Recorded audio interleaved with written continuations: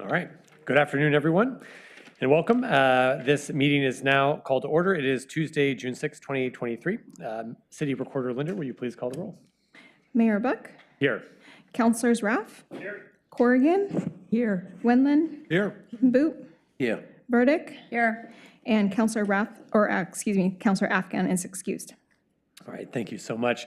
Before we stand for the pledge, I just want to make a special announcement reminding everyone that today marks the 79th anniversary of D-Day, a great day of remembrance for the sacrifices that so many made in the battle valiantly fought on the Normandy coast of France during World War II. Now, with that said, will you please stand, remove your hats, and join us all in the pledge. I pledge allegiance to the flag of the United States of America and to the republic for which it stands, one nation, under God, indivisible, with liberty and justice for all.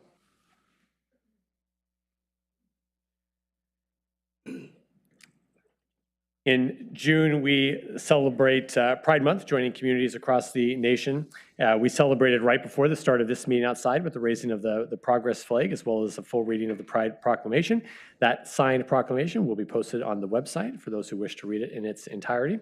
And in June, we also celebrate Juneteenth. The city will be hosting an event on Sunday, June 18th, from 1 to 4, right here at City Hall, outside in the plaza. More information can be found on the website for details of the community-wide event. We hope everyone will join us. And as a reminder, city offices will be closed on Monday, June 19th, in honor of the holiday. And it is now time on the agenda for public comment. Do we have anyone here who would like to provide public comment? Anyone? No? Okay. That's great. We're going to move on. So we have now the consent agenda. On the consent agenda, we have item 6.1, which is work order 320.1, awarding a public improvement contract for the construction of the Douglas Way Pathway Project. Very exciting. We have item 6.2, approval of meeting minutes from April 18th, May 2nd, and May 9th. Item 6.3 is Ordinance 2908, an ordinance of the City of Lake Oswego amending LOC 50.06.008 utilities and LOC 50.07.003 review procedures, as well as LOC 50.07.004 additional supplemental requirements, and adopting findings. We have item 6.4, which is Resolution 23-26. That's a resolution of the City Council of the City of Lake Oswego initiating proceedings to vacate a portion of Cherry Lane located southeasterly of 1107 Cherry Lane and authorizing the city recorder to give notice of a public hearing.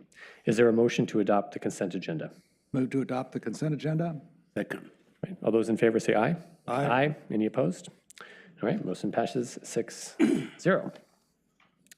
We're now going to move to our first study session of the meeting, which is a update on the Diversity, Equity, and Inclusion Work Program. I invite our Equity Program Manager, Gillian Del Rio, to please come forward. And Ms. Del Rio is joined by Kim Vito, co-chair of the DEI Advisory Board. I'm glad to have you both here. Great to be here. Hello, Council. My name is Gillian Del Rio, and I'm the Equity Program Manager. And just as the Mayor said, I'm accompanied by my good friend, Kim Vito, who is the Chair of the DEI Advisory Board. And as the Mayor just said, I'm here to provide an update on the DEI Task Force Recommendation Report and all of the DEI work that's been completed so far. So just to give you all a quick overview, in 2020, the DEI, Diversity, Equity, and Inclusion Task Force conducted a citywide assessment that consisted of focus groups and surveys to identify barriers to inclusion here in Lake Oswego. The DEI recommendation report includes 4 overarching recommendations that are foundational to the subject-specific priorities in their report, as well as short range, which are 12 to 18 months, mid-range, 18 months to 3 years, and long range 3 to 5 year recommendations. So to begin, we'll go over the first overarching recommendation, which was hire a full status equity program manager. And here I am, yes. Check the box. Yep, absolutely. So the primary responsibilities of the equity program manager would be developing relationships with businesses and culturally specific organizations in the area, collaborating with HR to establish recruitment and retention strategies to build a diverse workforce, advise city departments on best practices and collaborate with directors to adopt equity metrics, promote external and internal messaging about DEI, and facilitate an equity audit and environmental scan of all city departments and city facilities. So like I said, I was hired. I started back in September of 2021, so coming up on my second year here, and we've done a lot so far. As of now, I've established relationships with community organizations, including Response to Racism, LO for Love, Chinese Council of LO, and Hunger Fighters. Relationships have also been established with the City of Hillsborough, City of Tigard, City of Tualatin, City of Milwaukee, City of Beaverton, City of Woodburn, Clackamas County, and Multnomah County. And in June 2022, hiring and recruiting metrics were established, which will assist us in identifying hiring disparities within our workforce. Currently, myself and Assistant City Manager Megan Phelan are meeting with department directors to help identify needs and gather information that would inform the development of DEI citywide goals. So with that being said, we can move on to the second overarching recommendation, which was establishing a permanent diversity, equity, and inclusion advisory board. And I'm going to go ahead and hand it over to Kim V to talk, so she can talk to us a little bit more about the process and how the DEI board works. Thanks, Gillian. Well, I am the current chair right now of the DEI Advisory Board. It was established in 2020.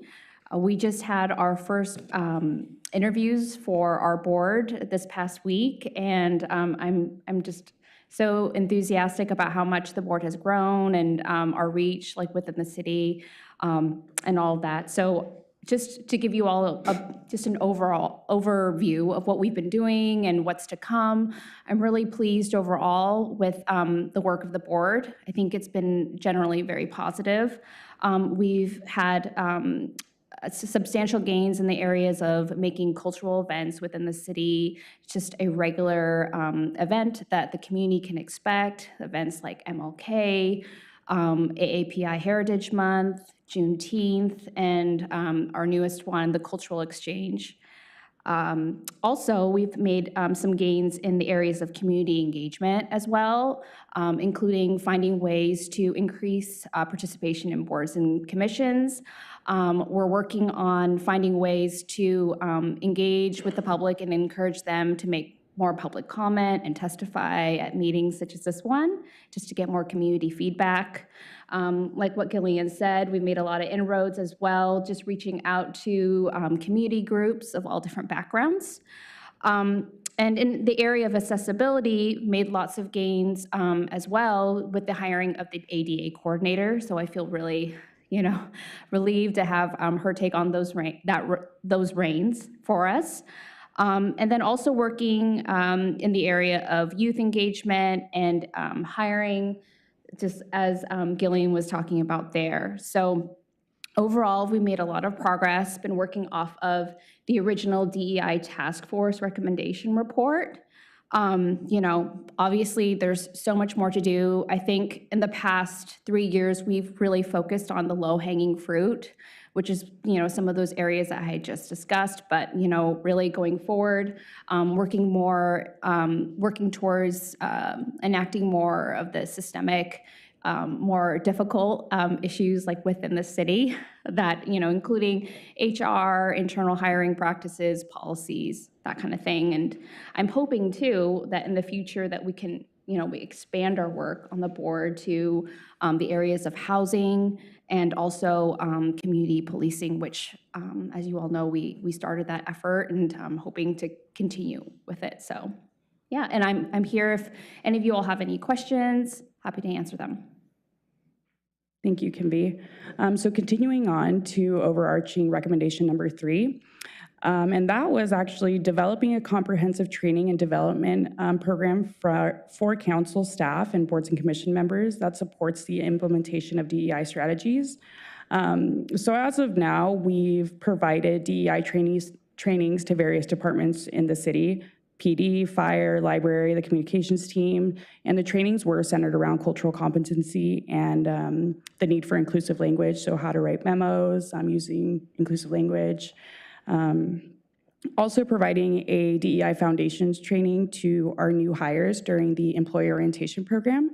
And that training simply provides information around the development of DEI, how we started back in 2017 with the resolution, the development of the DEI task force, the recommendation report, and really outlining that progression of DEI within the city. So providing that for new hires and, tying that to local government and how important it really is to center our work around inclusion.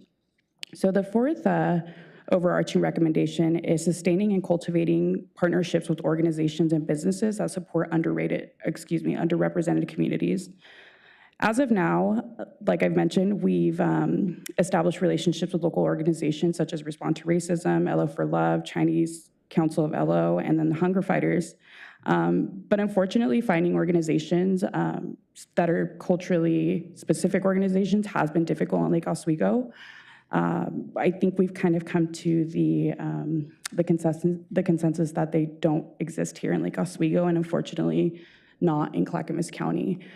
So a lot of our residents here leave Lake Oswego to find community, and may that community be in Hillsborough with Centro Cultural or Apano in Portland, where these organizations are able to provide culturally specific resources for these communities. But we're hoping as time goes on and these relationships develop a little bit further, we'll be able to nurture the growth of culturally specific organizations within our community.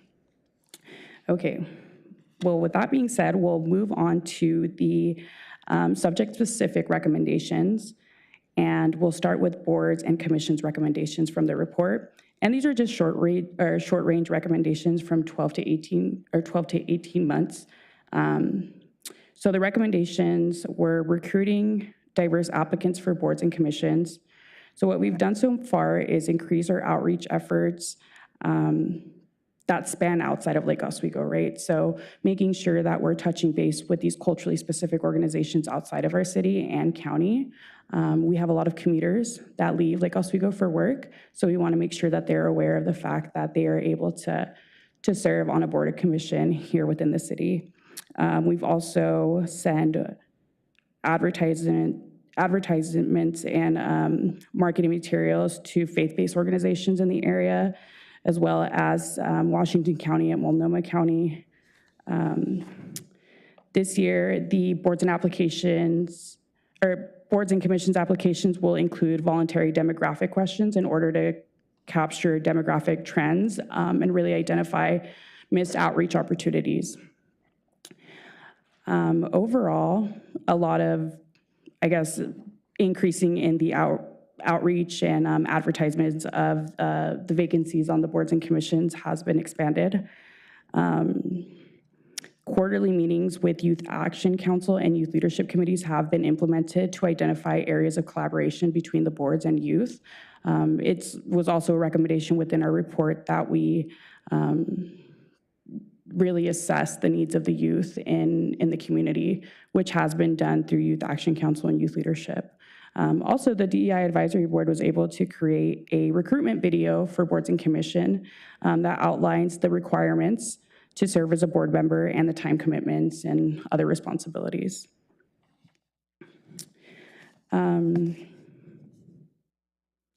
Also, the boards and commissions recruitment application process has been updated to reflect all of these recommendations within the DEI task force report. After discussion input from all board liaisons, management analyst Quinn Brenner has created a rubric that has redeveloped the selection process to prioritize efficiency and diversity within the recruitment process. All boards and commissions interviews are conducted via Zoom, and alternate times are provided for individuals who need specific accommodations. DEI board members are also present within these interview slots to really offer that DEI perspective and ensure that the DEI perspective is taken into consideration. There are also voting members now of the panel, which is fantastic Right. change. Let's see. Sorry, so many papers I got here. And then moving on to mid-range goals for boards and commissions. So developing an onboarding process for new board members, conducting midterm check-ins with board and commission members to gauge levels of engagement, enhancing visibility of boards and commissions at diverse community events. All of these are in process. With the redevelopment of the boards and commissions recruitment and onboarding process is developed to ensure the retention of board members and ensure quality members of each board.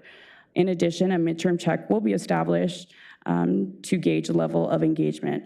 Boards and commissions have participated in various city events, and most recently with the participation of the Sustainability Resource Fair. And then when we moving forward, we go into the community engagement recommendations. So the short range goals for these community engagement recommendations included removing language and accessibility barriers, providing closed captioning for events and meetings without request, conducting an assessment of cities' outreach practices to determine gaps in audiovisual accessibility, and providing information on what to expect when attending a council meeting. So an update to that, in 2022, translation and interpretation services have been established with the vendor Professional Interpretation Services of Salem. And this is a resource that's available citywide to all departments. So whenever somebody needs a translator or interpreter, they can access that information on our internal private pages and can secure such services. Also, an accommodation request form has been created and posted on the city's website. So if a community member does need a translator or an interpreter, they can do so via that recommendation form. And closed captioning is currently provided through cable TV and YouTube. Also, written information is provided on the back of council chambers and city council meetings that explains the process on how to speak during public comment. All right, so moving forward, mid-range goals. So the DEI task force recommended that we co-host cultural events with community-based organizations within and outside Lake Oswego to engage diverse residents within the city and attract diverse members of neighboring communities. So establishing members with existing community-based organizations that are BIPOC, also with specifically people with disabilities, veteran, and LGBTQIA focused. Kim V was able to talk a little bit about our community events so far. So we currently celebrate MLK Day in January, AAPI Heritage Month, which just happened in May and it was great. Juneteenth coming up, and then Cultural Exchange in September. So we've been able to successfully plan those events. And community members love them. I mean, a lot of you all can see that when in attendance. So they've been great so far. So moving forward, recommendations regarding human resources were also included in the DEI recommendation report. And there was a good amount of recommendations, and I would say that the short range ones were centered around establishing an onboarding process for new hires to include designated mentors that were specifically designed to engage new hires and retain new hires. Establishing metrics, data regarding employee perceptions on a variety of topics, including DEI, targeted training provided. So quick update on that. Human Resources has developed and implemented an onboarding program for new hires that includes presentations and trainings from city staff, including ethics, sustainability, DEI, and council goals. This onboarding program also includes a city tour that allows new hires to learn more about the various city departments and infrastructures. HR has reviewed and evaluated EEOC data to track trends and ensure data is accurate. The city has conducted a workforce engagement survey prior to COVID and is working to restart these surveys.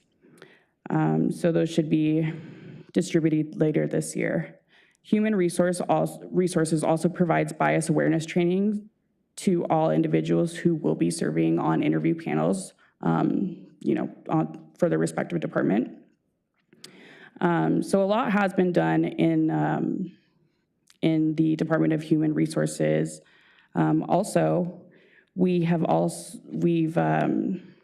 updated our EEOC data, which is basically the demographic that you see on hiring applications. I know a lot of us, when filling out those applications, we get to pick if we're white, black, or whatever it may be. So we've updated our terms around that.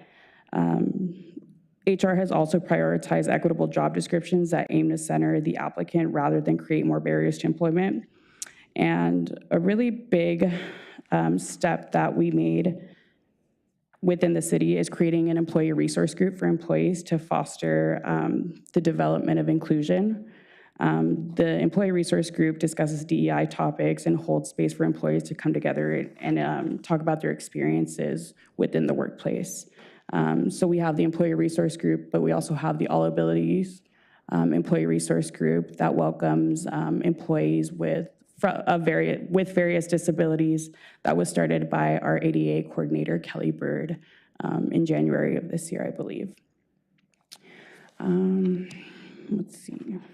So moving forward, we move forward to facilities and program recommendations, which the short-term goals are centered around language and accessibility barriers, co-sponsoring and promoting local events with community groups. So as of 2022, like I mentioned, we have solidified a contract with the vendor Professional Interpretation Services of Salem, and it's available for all employees to use. Also, a translation notice has been printed in Spanish, Korean, and Chinese, which are the top 3 spoken languages within the Lake Oswego School District, and it's been added to city print materials to ensure all community members have access to translation and interpretation resources. Relationships have been established with these local community groups to cross-promote our citywide DEI initiatives internally and externally. And these community partners continue to really help us with the development of our DEI work in the city and externally. And then we move forward to mid-range goals for facilities and programs. And the midterm goal for facilities and programs was centered around strategies for creating a community dialogue. So facilitating culturally and ethnically specific community events led by members from diverse communities. So as of now, we have the mayor's roundtable discussion, and it's been expanded to include all community members, including our community partners. Also, a major goal has been expanded, a goal that has been expanded is really increasing our outreach efforts to promote these discussions and forums. And moving forward, as we can see, it's a lot of goals. I've talked a lot, but like I said, this work is continuing. It's in progress. A lot has been completed, but I think it also mentioned in the DEI task force report that DEI work is very fluid and it's often never ending. But not only do our DEI initiatives unite our communities, but DEI efforts also lead to economic prosperity by fostering collaboration, ensuring the creation of new ideas, and most importantly, making employees feel valued. So staff will continue to work towards the full completion of the DEI task force recommendations, and I welcome any feedback that City Council may have for me, the DEI board, but I'm here and I'm happy to answer any questions you all may have. Great. Thank you, Ms. Del Rio, and thank you, Chair Toe, for the presentation, for being here.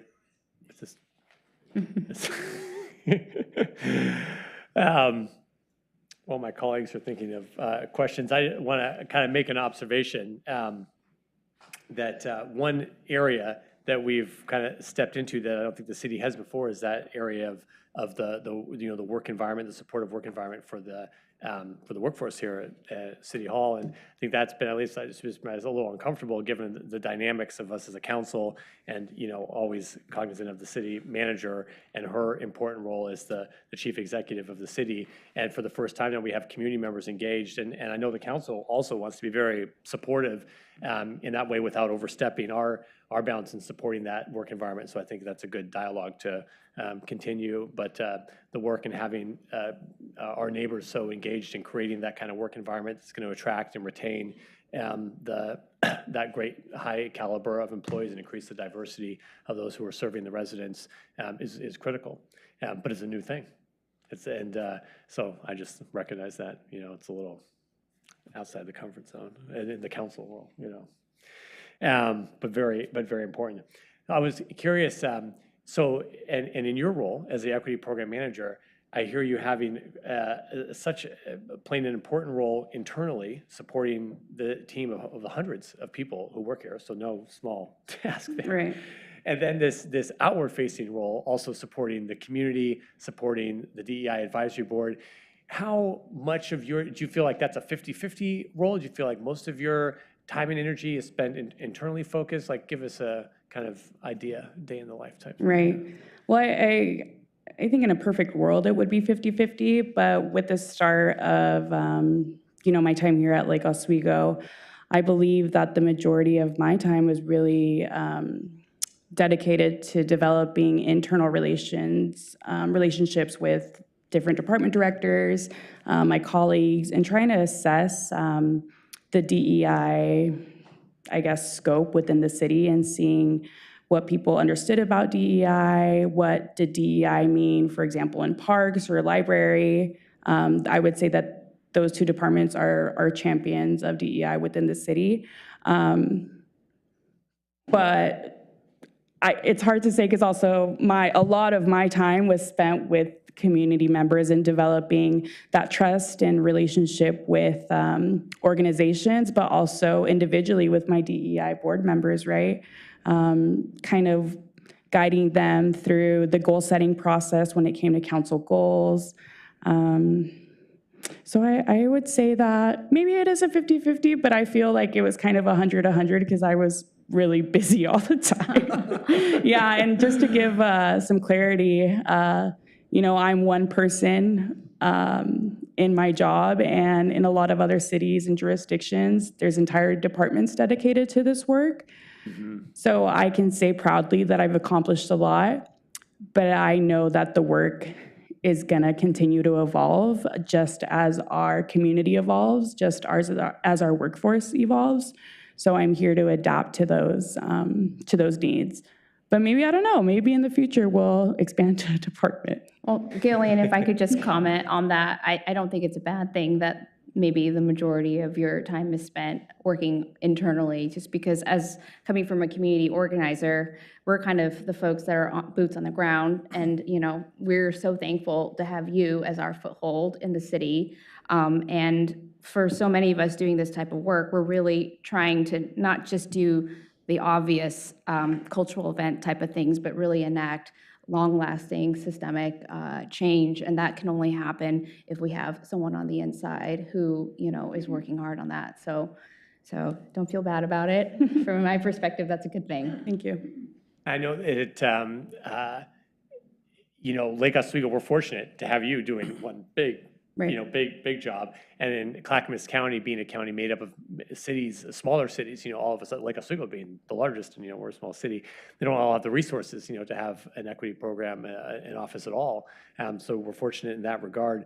But recognizing too the conversations that are having at the county level right now around their Office of Equity and Inclusion, and you mentioned just the difficulty we have here in Clackamas County connecting with these culturally specific organizations, cultivating them, developing them like we've done here internally. I mean, can you give us any insight on how a defunding of that office at the county level, which is very important to all the cities within Clackamas, how would that impact our ability going forward as we work to kind of expand this work throughout the...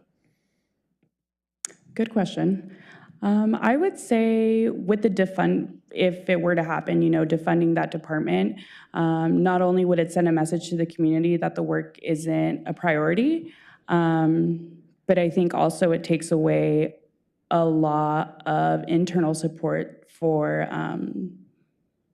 for employees. We really strive to make our workplace inclusive and making sure that we're doing what we can to support our coworkers. But ultimately, I feel like the defunding of a department at a high level, such as the county, would send a really hurtful or impactful message to the community by saying that the work isn't valued.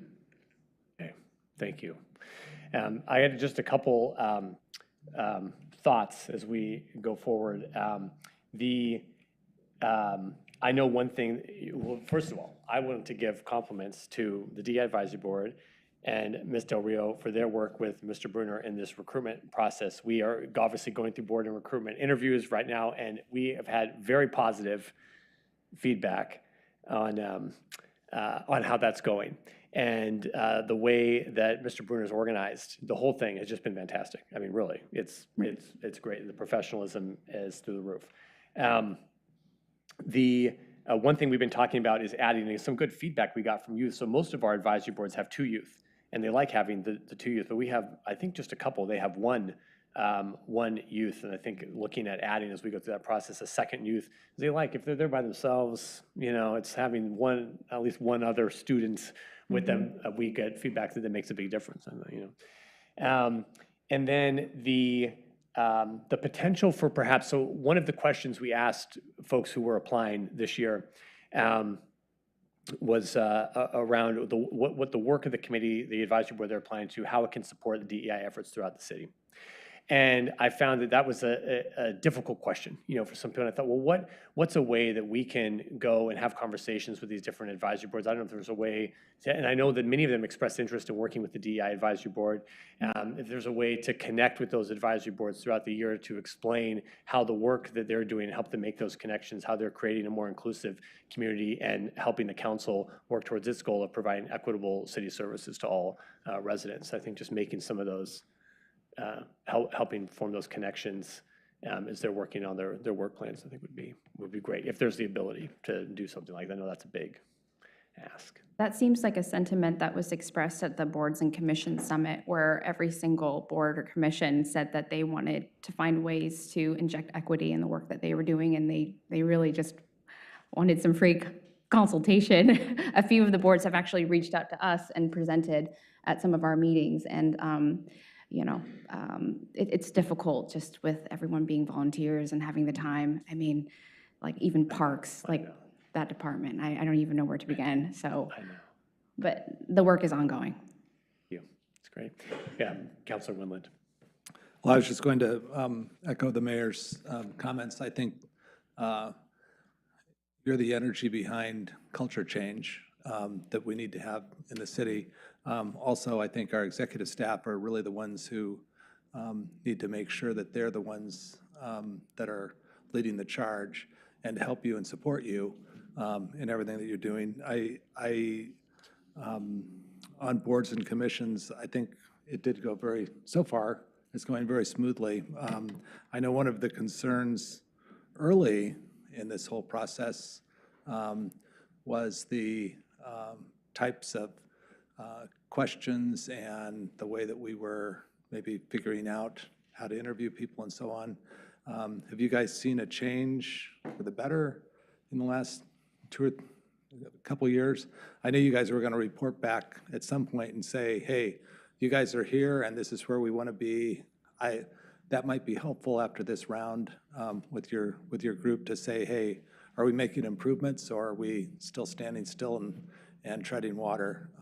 That would be, it may be hard to quantify that, but I think there's, at least if we get some feedback on that.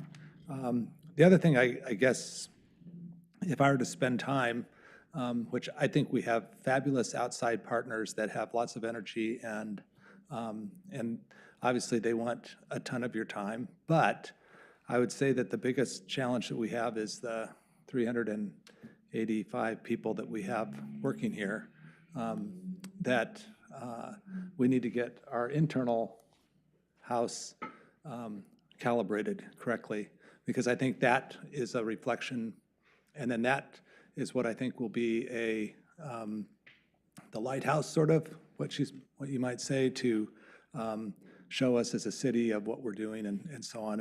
And I guess in the same token with we had the sustainability group give us a report a few weeks ago, and there's so many things on there that I think it's hard sometimes to figure out what you can do, and that you don't want to spread too far. And culture is the hardest thing to change in any organization, but spend time where you really think you're going to get big bangs out of the buck, and don't think that you need to be all places all the time. And the word no is sometimes a self-preservation and a good word. So I think what you're doing, all the fronts that you're spending time on are wonderful, but have your DEI group and have Assistant City Manager Phelan work with you to really make sure that you have the priorities of what you should be working on, because this is a long-term strategy. We didn't say you're going to change the world in 6 months, so don't put that pressure on your shoulders. But get us so that we're changing culture and getting in a trajectory where we can make some meaningful impact, and then move on to the next item. And we're getting change. And what's really neat is that most of the boards and commission people, they're super interested in it, because for this community, it's more educated, they're highly participative, they want to know. Many people have no idea how to approach the subject, so it's a concept, so it's education, and it's, but again, if we have all the staff helping to evangelize with you, it will make your job a lot easier. Don't think you're the single source. So anyway, but great job and great presentation. Thank you. Really appreciate it. Thank you for your feedback, Councilor Wendland. Councilor Boop. Oh, thank you, Ms.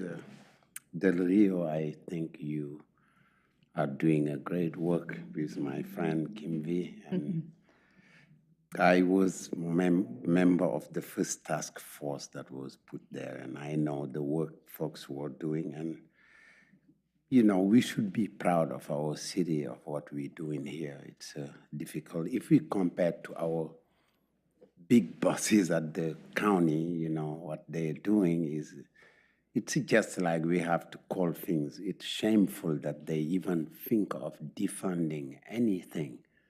Those are silly. Any people who are saying defunding services, they are, be it the police, be it anything, those are silly ways of approaching things. We cannot defund anything. We have to help folks, progress. And I love when you conclude that DEI is fluid. It's moving.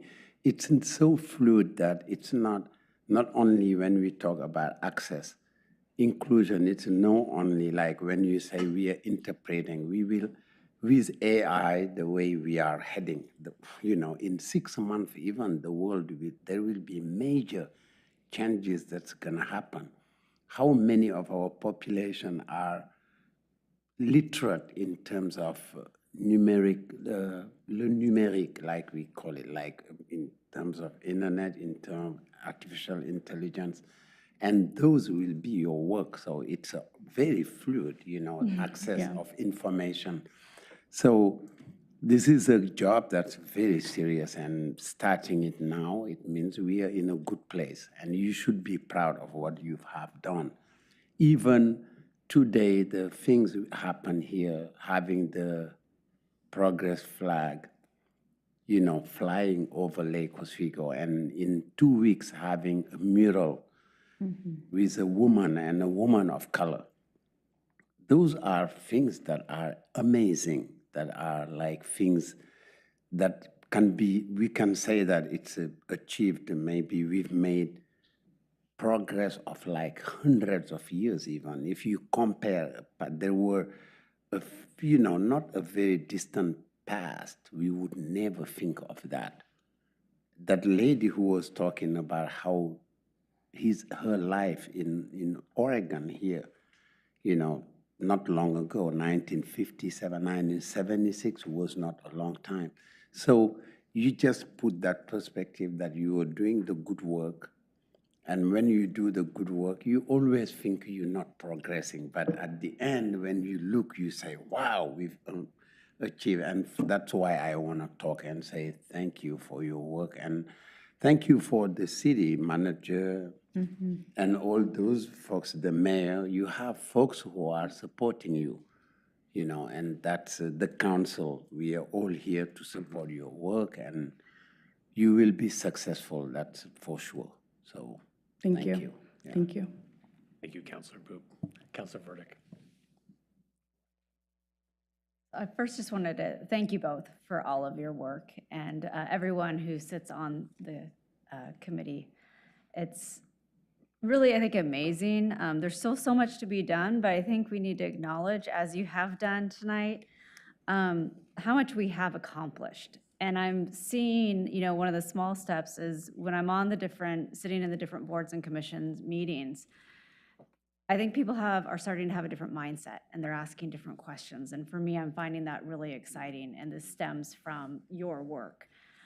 So yes, there's a lot to be done, and I concur with my colleagues, but I just wanted to thank you because I believe that we're starting to see that change within the community.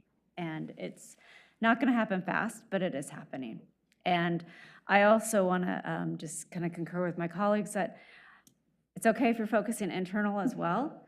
I think you have great resources external that's helping that piece of it, but I think if we can demonstrate and be an example of a business, you know, how we can operate and run and really take those values into account of being diverse and equitable and inclusive, then that sets the example for other cities and businesses within our community.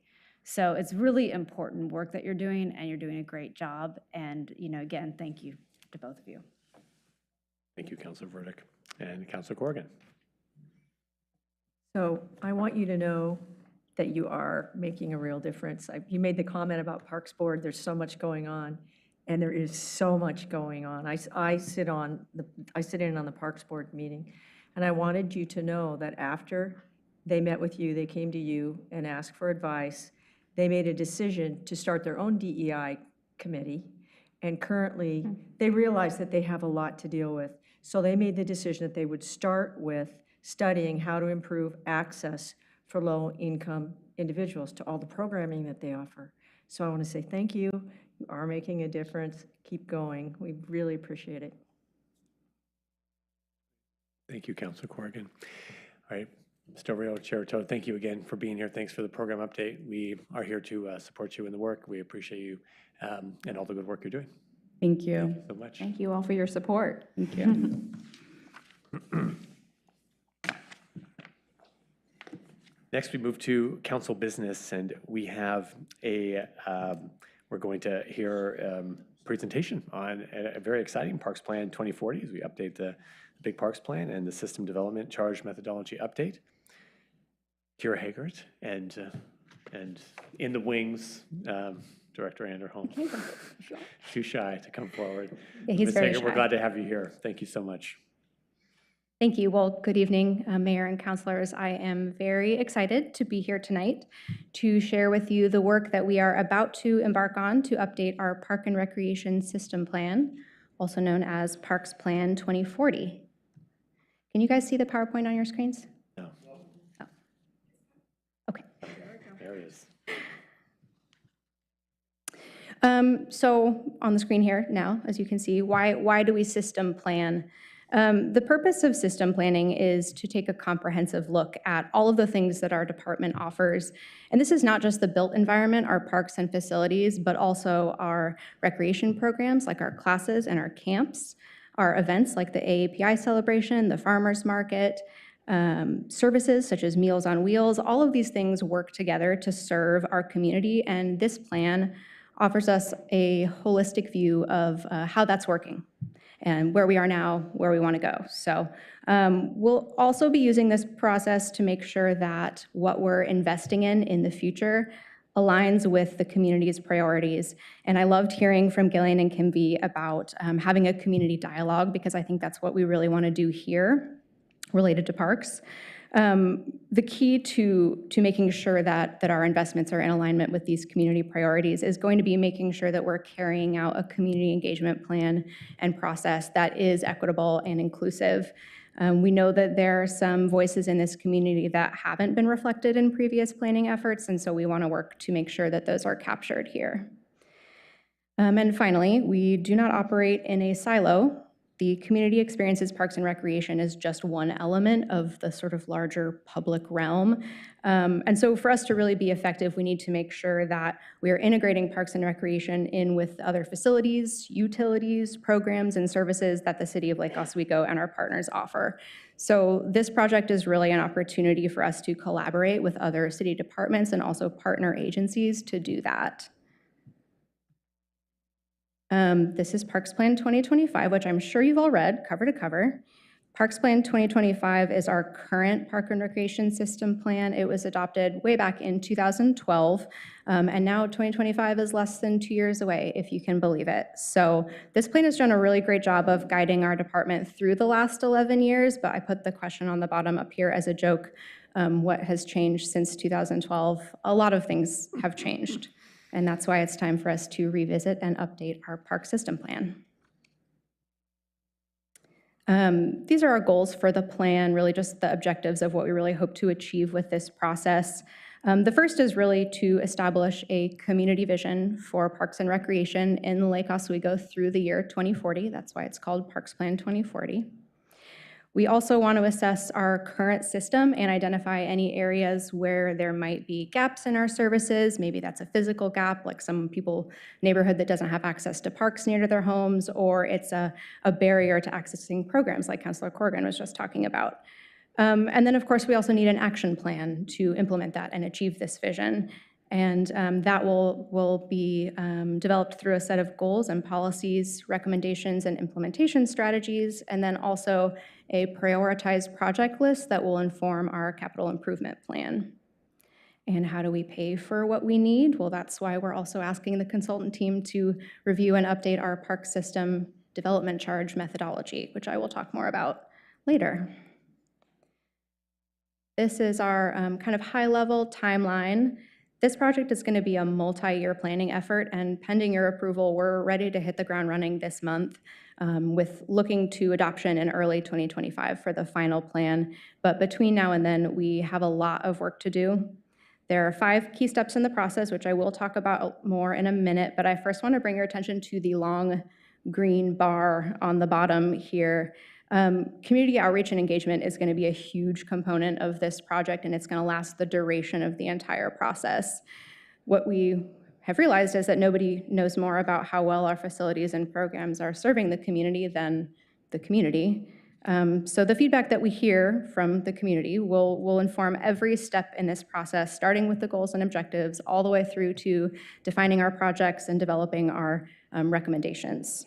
So I sort of think this project will have been successful if we adopt the plan in 2025 and a community member can pick it up and see their recommendations or their needs or their wants that they expressed reflected in that plan.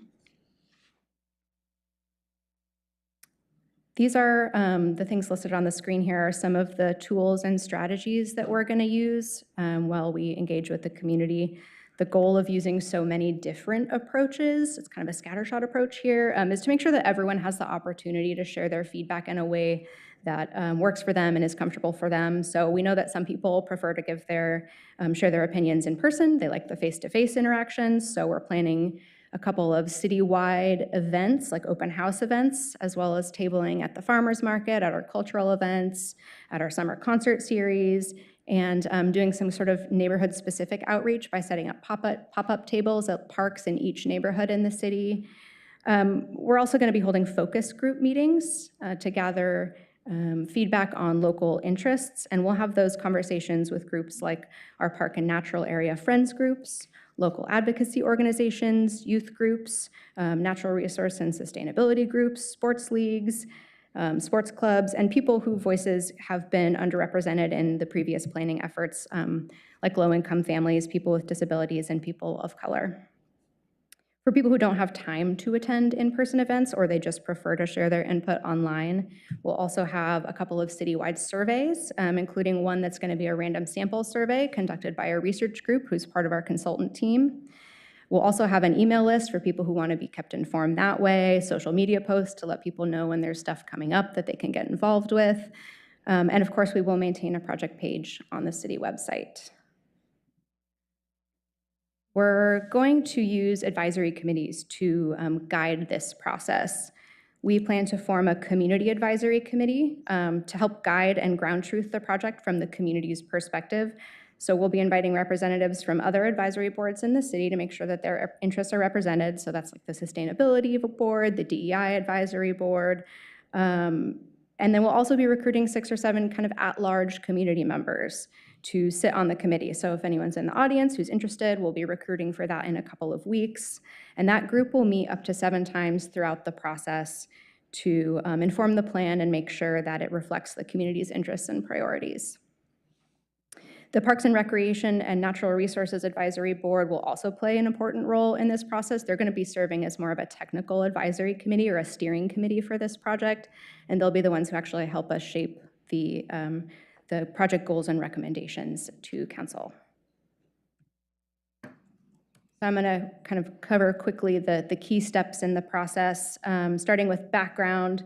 So one of the first tasks that we're going to do is look at what we're doing now through a sort of state of the system report that summarizes our current parks, facilities, programs, and services.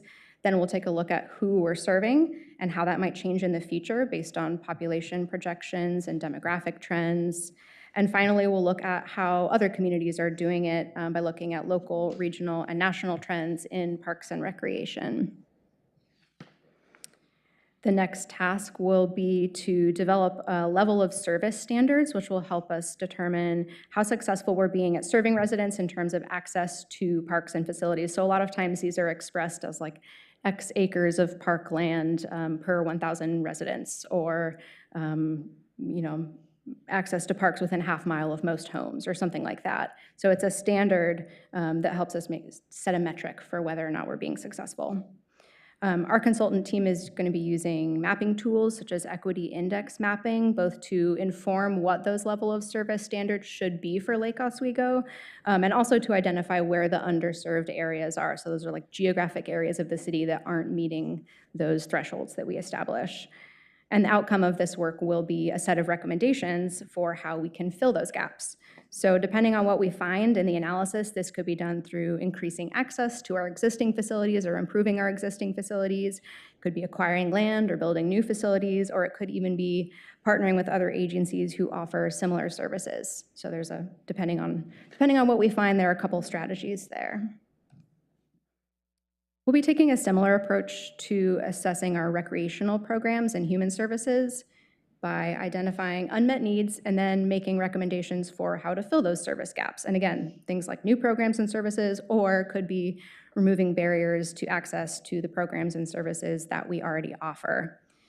And I should mention that while we're using spatial analysis tools like GIS, especially for the facilities needs assessment, the community engagement and feedback is also going to really inform both of these tasks.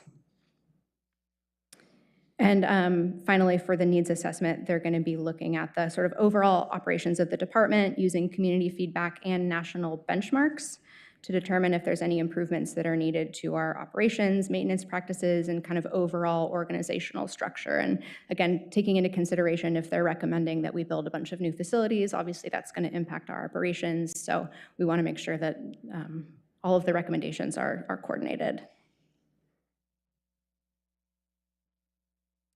One of the most important outcomes for this process will be a list of projects that will inform our capital improvement plan. The project list will be developed over the next year through this sort of needs analysis and recommendations and community feedback. And then we're going to ask the community to help us prioritize which projects they think are most important during the next summer outreach. Each project will include planning level cost estimates, not just for the capital improvement component, but also for operational costs. So we're going to try to figure out, here's where we are, and put these projects into buckets of maybe 5 years, 10 years, longer term projects based on what the community says is a priority for them. So we've learned what we need now. How do we pay for it? Again, this plan will include a set of funding strategies, which can apply not just to the capital projects, but also to the other non-capital things like operation and maintenance costs, natural area restoration activities, management programs, recreation programs, all of these things that we offer. So the package of funding strategies will really help us figure out which funds should be designated for capital projects, which funds are best used for operations, recreation programming, and help us sort of tie which funding strategy we should be using to each funded need. The plan will also include system-wide recommendations and sort of strategic actions to implement other things in the vision that aren't project-specific. So these might be things like strategies for implementing department DEI goals, or refining our policies related to land acquisition, or removing barriers to accessing our programs, or even establishing partnerships with other agencies and how we do our business and what services we offer. And I'm going to touch briefly on the SDC methodology update since we're talking about funding. You are all probably familiar with SDCs, but for those in the audience who might not be, system development charges are a one-time fee that's assessed on new development. It helps us meet the needs that are created by new growth. And there's really two parts to this. There's the reimbursement fee, which is designed to recover costs from capital improvements that were already constructed, like recently constructed, that gave us extra capacity in the system. And there's also improvement fees, which recover costs associated with future capital investments. So those are the two parts to the SDC. The current methodology was adopted in 2008, and this community is continuing to change and grow, so it will be important for us to make sure that we have enough funding to maintain the high level of service that residents of Lake Oswego have become accustomed to. I really like this quote that's on the side here, which I think is from the former THPRD director. Parks SDCs help ensure that the quality of life keeps pace with changing cities and thriving communities by providing additional parks, trails, and recreation facilities and access to nature that is needed to accommodate community growth. So that kind of sums up what we use the SDCs for. There's 3 steps to this methodology update that I won't really get into, but first we, and by we I mean our consultant, will determine the total cost of capital projects and previous projects. Then they divide that by the number of people that we'll be serving, and it's much more complex than that, so I'm oversimplifying. But then we use that number to develop schedules for how we charge those fees to new development based on different types of development. And we do have some options for scaling the fees to encourage different types of development in the city. For example, we could reduce our SDC fees for middle housing in order to meet housing equity goals. Those are things that the consultant can help us work through. And that was a lot, so I'm going to leave you with this lovely image, and happy to take any questions. That is great. Thank you so much, Ms. Hager. Yeah, these are I love these aerial images. You've been They are showing wonderful. along the Thank way. you, Dave Yeah, Arpin. and that one of Millennium was interesting too. Well, this is great. Yeah, we're excited for this process. I was actually on the Parks 2025 as just a youngin', one of my first interactions with the city. It was great. It was a good experience. I just about, yeah, I was definitely the youngest person involved, which brings me to my first question, which is about youth engagement. So one thing we have learned or just been hearing as part of our current board recruitment is that for whatever reason, students in this community do not seem to be getting their information directly from the city. I don't know why. No one's reading the hello. That's They're not very following odd. city Instagram and all that stuff. So, but they are connecting with the city through these other interpersonal relationships. So we may have to give thought to, in addition to, I'm assuming we'll have some youth on the CAC, but developing a specific plan to get, and it's going to be, and this is happening is this going to happen over the summer? This summer and then next summer as well. So it's a year and a 2 half summers. process. So okay, we've got so 2 lots of summers. time. Yeah. But to develop a specific plan just to engage the youth, because they are, yeah, I mean, this is why I think we see in some of our information, because we took the survey and, you know, it ranked the garden project at XYZ, you know, high, and it's because, well, yeah, because no youth are taking the survey, you know. So I think it's good if we can get those voices in there. And then I'll look forward to working on putting together that Citizen Advisory Committee. We've had great luck in the past. The communications team I mean, I think in conjunction with the Parks team, have done just a wonderful job casting a wide net, and we've been getting all sorts of folks engaged on these task force and advisory committees that have never been involved in the city before and bring a wide variety of perspectives. So it's great. The outreach has been fantastic. Yeah, that's all I have to say. Oh, Councilor Woodland, please go ahead. Excellent report, as usual. Couple questions. What I've learned is that when we go out and solicit information, it's usually from the user groups that want to advocate for their specific position. One thing which is not bad, I mean, that's how Lake Oswego works, and we have advocates, and that's how things happen.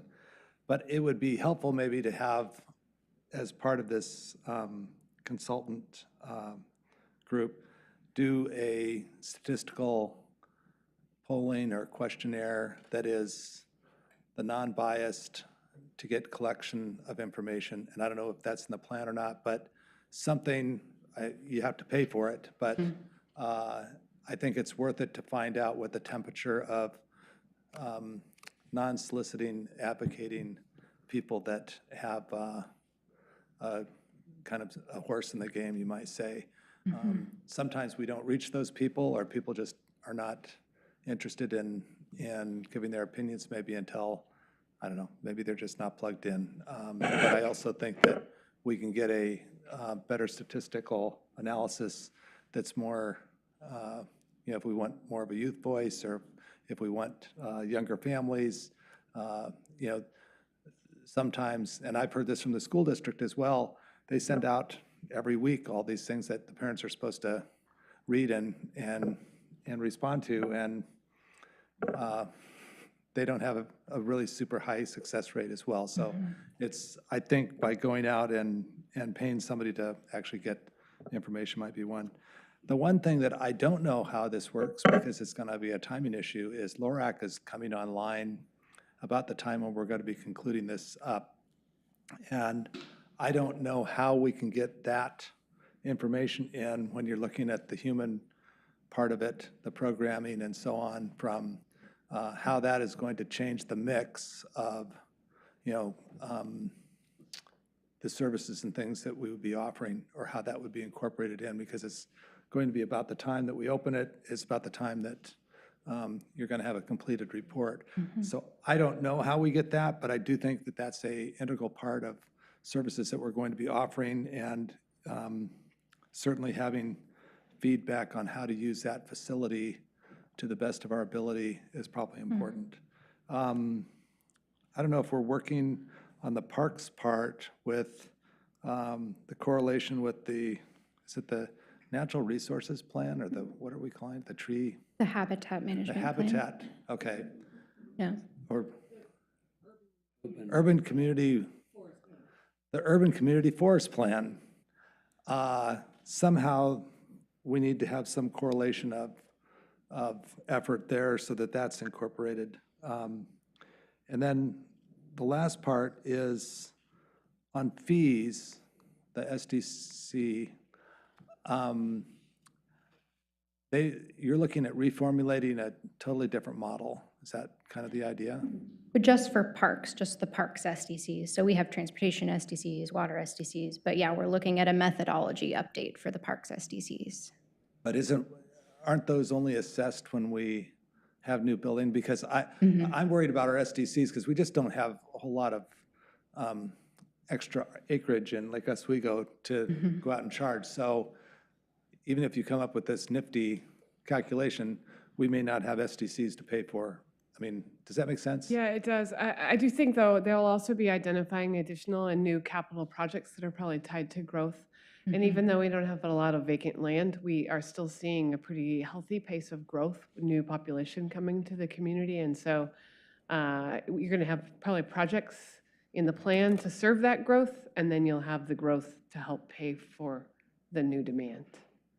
So I don't know what it'll be yet. So it won't just be a methodology update. It will also be essentially an update of the base.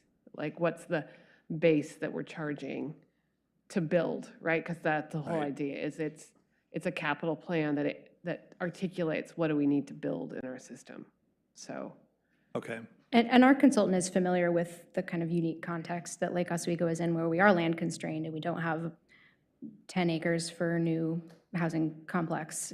So they know that, and they can help us come up with creative ways to continue to fund projects to support new growth Right. through their SDC update. Okay. Yeah. Great. Excited, very excited to have this done. Great points, Councilor Winland, thank you. I do, so Councilor Winland mentioned the community forestry plan, so we can, it's not on the list, but we can, in the scope of work. I will add that, We can. yeah. Okay, and that, Yeah.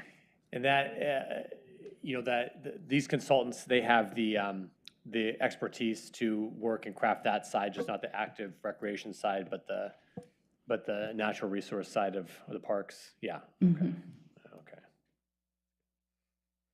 The parks do so much, really. Yeah. I mean, it's A lot of things. so many things. I can see why this is a 1.5-year long effort that will involve many people, but it is happening at a good time with lots of new projects coming online and lots of good people engaged in all these different facets. So thank you for leading this work, and the more voices we can involve, the better, right? So I'm gonna do that. Yeah, you want to make a motion? So. Yeah. Yeah, go ahead. So move to approve the proposed work plan and authorize the city manager to sign a contract with MIG Inc. to prepare Parks Plan 2040 and update the Parks SDC methodology. Second. Right. Is there any discussion? I probably shouldn't bring this up, but, okay, I So won't. don't Never bring mind. it up. The pickleball situation. I knew it was coming, it's okay. Because you're an expert at pickleball now.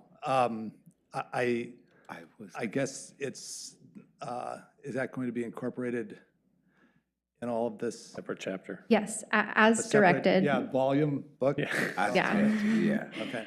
My vision for how that will be folded into this plan is in particular through our focus group outreach, so we can put together a group that is pickleball specific or as part of an active recreation focus group and talk to them about their needs. We'll also, I'm sure that will come up even without us trying as an unmet need in the system when we do our facility needs analysis. So I don't think that we won't be hearing about pickleball throughout this plan. Right, but I think it's already been established by this council that we want a solution. So it's not an option, I guess is, I think Yes. that's what the city council came up with. Yes. So I think that's one of a council priority that needs to be weaved into the fabric. And also maybe that will help the pickleball community, so maybe they don't have to spend an inordinate amount of time showing up to as many meetings in force, which there's nothing wrong with that, but I guess it's just the proportional response. If they know that they're going to be already included in that, then I think that's important. Yeah, so I think when we do our kind of facility needs assessment, we'll hear, and we know already that this is a need, that we don't have pickleball facilities. And so the sort of second step of that assessment is drafting recommendations. And that's where we can work with our consultant team and use the information that we have already gathered throughout the last year or so to track down other solutions and put costs to them, planning level costs to those as well. Thank you. Any other discussion? Okay, all those in favor, say aye. Aye. Any opposed? All right, motion passes 6-0. Ms. Hager, thank you very much. Appreciate it. Good report. We're now going to move to public hearing. It's a public hearing on Ordinance 2926. It's a special ordinance of the City Council vacating the public interest in a 6-foot wide pathway located northwesterly of the railroad right-of-way of Union Pacific Railroad from Boones Ferry Road to Bryant Road. I will turn things over to Attorney Osnek to review the hearing procedures. Thank you, Mayor Buck, members of the council. Now is the time set for a public hearing on a request for a proposed right-of-way vacation, which you just described as Ordinance 2926. The right-of-way vacation is a quasi-judicial decision, and after certain procedural requirements are met that I'll outline, it is within your discretion to make a determination whether the right-of-way should be vacated.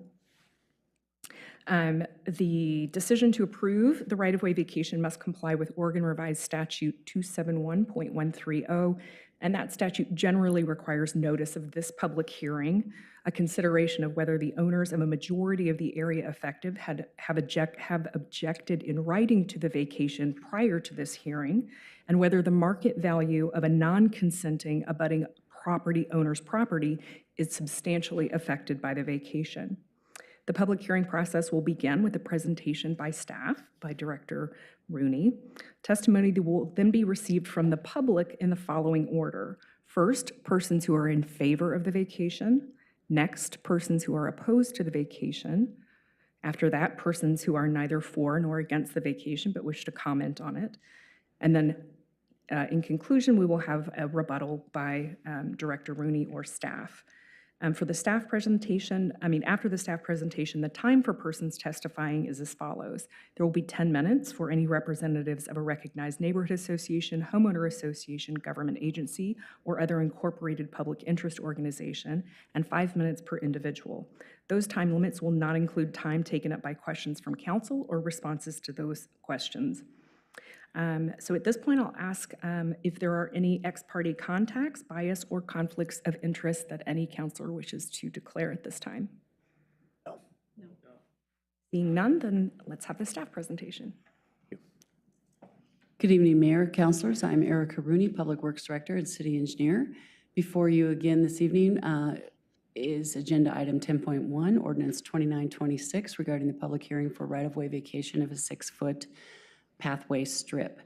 You'll recall I was here back in early May to give you a briefing about the matter during the initiation process and your approval of the resolution that preceded this. So we're having the formal public hearing as required by ORS, Oregon Revised Statute 271, which speaks to the use of public land easements. Again, this is the specific ordinance title. This is an exhibit within the official ordinance that gives information about the location. We've seen this before. As mentioned by our council, specifically subsections 08 and 230 pertain to the process for vacation, which is what we have followed in this case. The ordinance today is the public hearing part of the process and the final directive to approve of the vacation. So back on May 2nd, when we were here before this body to formally initiate this process as required, and at that time I gave a detailed review of the property in question. Today I'm going to cover many of the same items for the record and for any public here today wishing to testify. So you'll see some similarities, a few changes. Once again, just to put it in an aerial perspective, this 6-foot wide pathway strip of right-of-way is parallel to the railroad tracks here on the lower part between Bryant over here and Boones Ferry Road over here.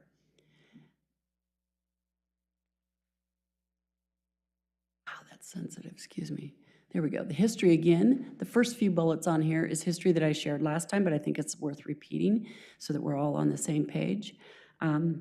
It was platted in 1914, and at that time it indicated a 6-foot, the plat indicated a 6-foot strip for pathway. The pathway has never been developed though. There is no indication that it ever had any formal pathway associated with it. I mean, clearly none of us were here in 1914, but there's no evidence whatsoever. And as you'll see in some of the pictures, it's completely overgrown and inaccessible as it is right now. It's also on a steep slope. It would be physically impossible to build a 6-foot wide pathway without needing more room in that area because of the slope uphill from the railroad track. It does not provide any legal access to any of the abutting properties, so no one needs this pathway to get to their homes, or this right-of-way to get to their homes, or their property, excuse me.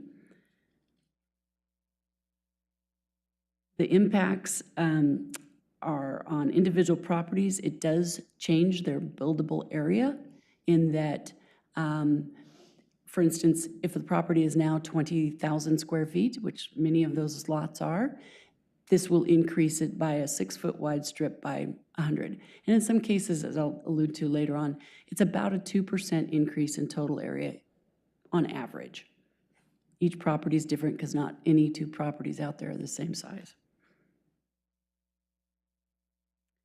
And the positive on that is that the buildable area becomes larger for people who do want to redevelop or build in the future. So it makes it a more usable area for them, as opposed to it, being just the right-of-way back there. And lastly, we talked about this at the previous hearing as well. The Habitat for Humanity project is in the development phase. And this issue came forward to us during the review of those surveys and the plat associated with that, the lot consolidation, and that there was confusion about whether or not this 6-foot area was an easement or right-of-way, and it makes a difference in legal terms.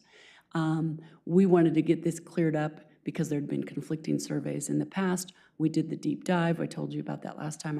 Our city surveyor, Tom Workman, who's in the audience with us tonight, he did the dive to determine that it actually was right-of-way and that it was something that all of us will benefit from having it cleared up on the plat and removed.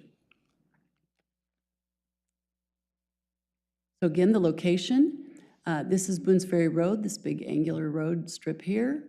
Bryant Road is here. Upper Drive is along this area, and it takes the curve and comes into Boones Ferry Road. The Habitat for Humanity project is here on the, what I'd call the west end of this area of concern.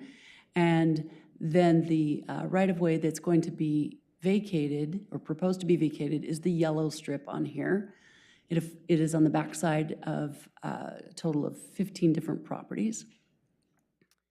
In the transportation system plan, there are a number of pathway projects identified in this area, all of which are turned on right now in this diagram that show by dotted lines different projects from the transportation system plan.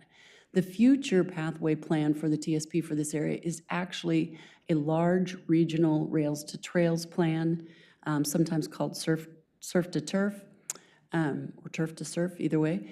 And that's basically in the future, should that railroad right-of-way be available to turn into a trail, that's where we would want it to be. So we have to show it on our plans so that we're prepared in the future should that ever become available. But the TSP, the Transportation System Plan, never identified developing this 6-foot wide pathway back here. And as I mentioned, sorry, this is a little bit more detail, sometimes called the Bridgeport to Milwaukee Regional Trail.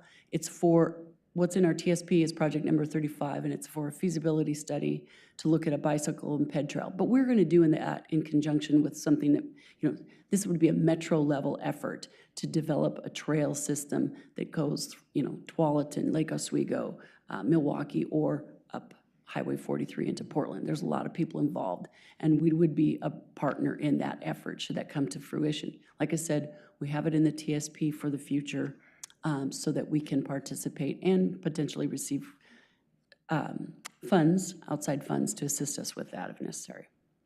But there are no plans. It's not funded right now by us or by anyone else.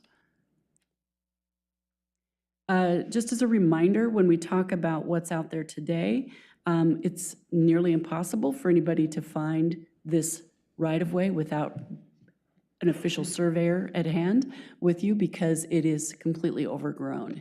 I'm standing where it would be based off of the survey monuments or stakes that our surveyor put out there. I went out there, took these pictures. I've shared these with you last time. There is no visible pathway at all. It doesn't look like it's being used by anyone. This is an area that's been cleared at the east end of the Habitat for Humanity property, so they'll be doing work, but this is not an organized pathway at all. This is standing on Bryant, looking due at the east end of this pathway, or right-of-way, and this is looking due east. So the pathway would be somewhere in this general vicinity if it were to exist at all, but it doesn't, and there's not any indication that anybody's made a overland trail out of it. And this is the west end, again, on the Habitat for Humanity property. You can't tell that there's any kind of facility or use at all. One of the requirements is that we have to be sure that there's a public interest or benefit to the right-of-way vacation. And so just to reiterate those issues, it does not appear to be a future need for the public right-of-way. Our transportation system plan does not identify this as a need here. Rather, it has the identification of a plan or a future project in accordance with the railroad right-of-way. The pathway is undeveloped and not needed for connectivity. The transportation system plan does not view the pathway as a viable option. I've said that a couple times. And it does help facilitate affordable housing development. The Habitat for Humanity project specifically, LU 2259, which is anticipating 23 townhomes. Certainly, they could do this project if we didn't have this vacation, but it does hinder their development options. Not completely, it's not impossible, but it would require significant modifications and adds constraints that aren't necessary. This eliminates, as I mentioned before, the differing opinions between is it public or private, is it an easement, is it right-of-way? So we clear this up by getting it off the books, if you will. And lastly, one of the questions that has come up and from the public, and it was mentioned too, we have to make sure that it does not substantially affect the abutting property owner's market value. As I mentioned earlier, in some cases, the increase in total square footage is about 2% on some properties, and that's not a substantial increase in total area, and therefore probably not a substantial effect on the property owner's market value. It probably increases the market value overall, but it may impact their taxes. That's a question that was brought up before. We received some assistance from General Counsel that, generally speaking, these are evaluated by the assessor's office when they get notice of this, and they make adjustments accordingly, but we've never heard of anything having a substantial impact and being a negative influence or negative impact for the property owners. As I mentioned before, we've had some questions and issues brought forward to us, and we have written responses back to those that came into us ahead of time. Some came in today. We weren't able to get to those in time, but ones that came up earlier this week. There is a sanitary sewer easement that will remain in place on several of the easterly properties. It won't affect our ability and our rights to get onto those properties to access that public facility. Doesn't affect that. The typical increase in property size, like I mentioned before, is about 2% or less, which does not substantially affect the abutting property owner's market value. The individuals, there was a question asked, are we as a city going to go out and then re-survey all those properties for them? That's an individual property owner's responsibility, not the city's, to survey their individual property lines. Question was asked about Upper Drive, the stub out that's to the far west end.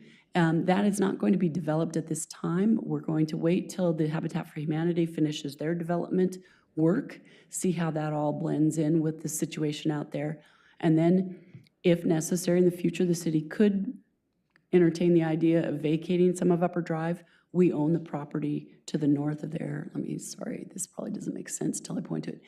This piece right here, this triangle, is owned by the city. And the question was, what's going to happen to this Upper Drive portion here? It won't punch through.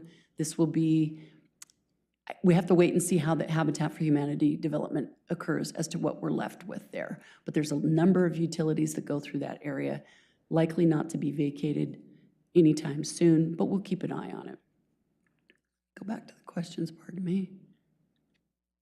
And then the last one, again, there's been no evidence of this area being used as a pathway. We've talked about it several times. The future TSP project is identified as the rails to trails along the railroad right-of-way or within it. So again, at the end of the day, we're asking, the staff recommendation is to enact this ordinance 2926 that's been presented in the council packet. And with that, I'll go to any questions you might have, and we can use the maps if we need to. Thank you, Director Rooney. Does anybody have any questions? Director Rooney? Yeah, Councilor Corrigan. I'm just curious, are there any connecting right-of-ways on the east or west end of this pathway? Connecting right-of-ways. Well, Boones Ferry Road is a connecting right-of-way, and Bryant is a connecting right-of-way. but this path does not have, like, this doesn't extend beyond Boones Ferry Road. Yes, that's what I was wondering. Right, this is a middle, it's a piece in the middle, and there's nothing on either side Okay. going further. Thank you. And Director Rooney, thank you, Councilor Corrigan. Can you remind us what the criteria are that we're to evaluate? I want to make sure I quote it correctly. The beginning, no?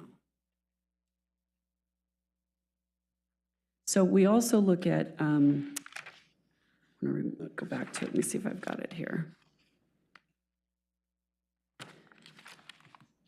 I've got to find my, hang on a second. There's a, Director Rooney, I can also answer the is it the you've got Resolution 06? Yes. Sorry, I can't put my hands on it fast enough. Go ahead. Essentially, your criteria are if you find that we've given the required notice of the public hearing, that a majority of the owners in the area have not objected in writing to the vacation, and that the market value of any abutting non-consenting, we don't have any non-consenting abutting property owners, but if you were to find that their market value was substantially affected, then you could not approve the vacation. But those three criteria are whether or not we've given appropriate public notice, whether or not a majority of owners in the affected area have objected, and whether or not any of a non-consenting abutting property owners' market value is substantially affected. Okay. As long as those three criteria are met, then it is in your discretion to determine whether or not you believe the vacation is appropriate and in the public interest. Okay, thank you. And in the public record, did we receive any feedback whatsoever from, I know some folks gave comments, but from the neighbors here on Upper? Oh, we received one written email correspondence from, I hope you can, 4900 right here. And we responded to those yesterday. They did not say if they were opposed or approved in there. They just had questions, and we responded to those, several of which I addressed here and in one of the last slides. Factually, the majority of the That's neighbors in the the area are only not person. opposed. Yeah, the only person, or the only property owner, excuse me, that we heard from along this alignment that would be personally affected. We did receive an email earlier today from residents elsewhere in the city that were opposed to it, Okay, but not anyone along here. great. Okay. Well, any other, go ahead, Councilor Lynch? No, I was, did they say why they're opposed to it?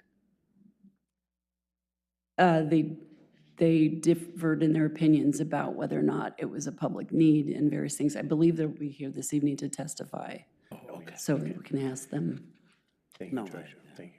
And just to clarify, the light green colored lots, those are county lots, and those are not Yes. actually in the city? Is that Correct. That's unincorporated Clackamas County lots here. The yellow are incorporated into the city. Okay. Swiss cheese, Yes. delightful. Yes. Okay, any other, good? Okay, Director Rooney, thank you very much. Appreciate the report. We'll now open the public hearing. If you are here to testify, we have the blue slips in the black. If you please fill one out and pass it to City Recorder Linder, that'd be great. First, Diane Cassidy, please come forward. For the public hearing, as City Attorney mentioned, 10 minutes for representatives of recognized neighborhood associations and 5 minutes. I think for us.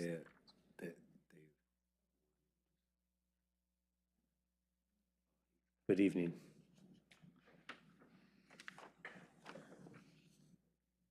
Can you pass that out to them? Oh, okay. Oh, sorry. I'm sorry I don't have enough copies. Oh, I'm sorry. My name is Diane Cassidy. I live at 3601 Wren Street. That's in the Blue Heron neighborhood. And I've been a resident of Lake Oswego for 47 years, and my husband for, probably 65. I'm here tonight to oppose the vacation of this pathway. Back in 2013, I believe, the comprehensive plan was created And I don't think there was anybody here that I'm looking at now that was around, or at least on the council at that time. So I understand if you don't know all that goes into it, but I was part of a group that was heavily involved in its development. And it is a citizen-created plan. And it's supposed to be the Bible for land development in the city, codified by the state. And if you want to change anything, you have to go back to the public in order to do that. On this little bunch of papers that I pulled out 3. I only did this today, but I just recall all of the different times, the different ways that people envisioned using bicycles and walkways and pathways throughout the city, and they wanted to plan for that. And in the section on connectivity, I pulled out just a few pages, but I bet it's everywhere in the document. But under connectivity, under E3, there's a very specific goal, and that was to preserve existing rights-of-way, including railroad rights-of-way and other easements, to maintain opportunities for future mass transit, bike, and pedestrian pathways. And it goes on to expand and improve and, give opportunities. You can read it. It's standard bureaucratic stuff. But what is a plan worth? Is it going to sit on a shelf and then the city council, as it changes and evolves, can simply do whatever it wants? And so the good citizens that put it together, well, I can't say it. I think that the request by the property owner is fair. If I were a property owner and I would like to have some extra land and saw that something wasn't being used, they have a right to ask, but I don't think that you have a right to give. It's not a public use where you're not trading our land for something that we are going to use in return. That's going to be private property used for private development, for homes that the city, that citizens won't have any access to. So it's not clearly a public use. So you're not granting it to somebody. Yes, it's a nice and it's a noble use, but that's still a private concern. For other developers, you would require that, here's your boundaries, here's your setbacks. If you need to, you have to change your design. Here you've got a sensitive lands, I'm sorry. It extends as far into your lot. Your house has to be smaller. You've got a significant tree. You can't cut it down. Change your plan. You've got, you're in a design district. You can't have that type of roof line. Or you have to have a porch out front, whether you want it or not. So we have design rules and we have codes that make very stiff requirements of anybody who wants to build here. And that is what, and sometimes developers need to grant land for pathways or public use, especially when there's going to be multifamily where the impact is going to even be greater than, say, a single family or just a couple. So I think this is backward. Most cities would like to land bank. If they're don't have a particular use now, they would land bank this for the future. The statement on the notes for this meeting said there does not appear to be a future need for a public right-of-way. Well, I don't have a crystal ball, and I'm sure nobody here does either. Nobody anticipated pickleball either, but now we're struggling to find a place for that. But a pathway there might be just the thing, especially when you've got regional plans that are, call for a connection that goes all the way from Milwaukee to. Thank you, Ms. Cassidy. Through there. Thank you so much. Thank you All right. for your testimony. Lisa Volpel, please come on forward. Good evening. Good evening. My name is Lisa Vopel, and I live at 5655 Southwest Kenny Street, which is 1.1 miles away from the house I grew up in on Boone's Ferry Road. So having lived, my family owned that house for 30 years, so I'm very familiar with this area. And growing up in this area, we used a lot of the old trail system that had been established and was used by the Red Electric and possibly even the interurban. We use these extensively. We would walk between Bryant and Boone's Ferry. At that point in time, the trail was overgrown, so we had to trespass on the railroad tracks. It was okay with our parents to walk on the railroad tracks because it was safer than the roadways. So that's how we used to get to Waluga Junior High, which is now Lake Ridge Middle School. That's how we would get to Lake Grove Swim Park. So these pathways were extensive, and they're disappearing, and it makes it very difficult for people to get from point A to point B. The railroad cuts through Lake Oswego, and there's not very many ways to get across, and walking places are constricted. So I had a lot of arguments. I provided written testimony, and I hope you guys read it. I brought up the pathway issue when I went to the neighborhood meeting for this project. I don't know why my name's not on the attended list because I did sign in. But if I lived here, I would go, if I were going to the middle school, I would cross the railroad track and cut through that way. So I would be using this path. I would not walk on Bryant. Part of Bryant appears to be an unincorporated Clackamas County, and the pedestrian infrastructure is not good. And it's not good on Pilkington. So mid-block, some of these pathways were very valuable. We've had a lot of public right-of-ways in my neighborhood that have been vacated and have created many, many hardships. So I may be responsible for Resolution 656 having been created because we were getting too many pathways that were being used by pedestrians that were being vacated. And this seems like another land grab.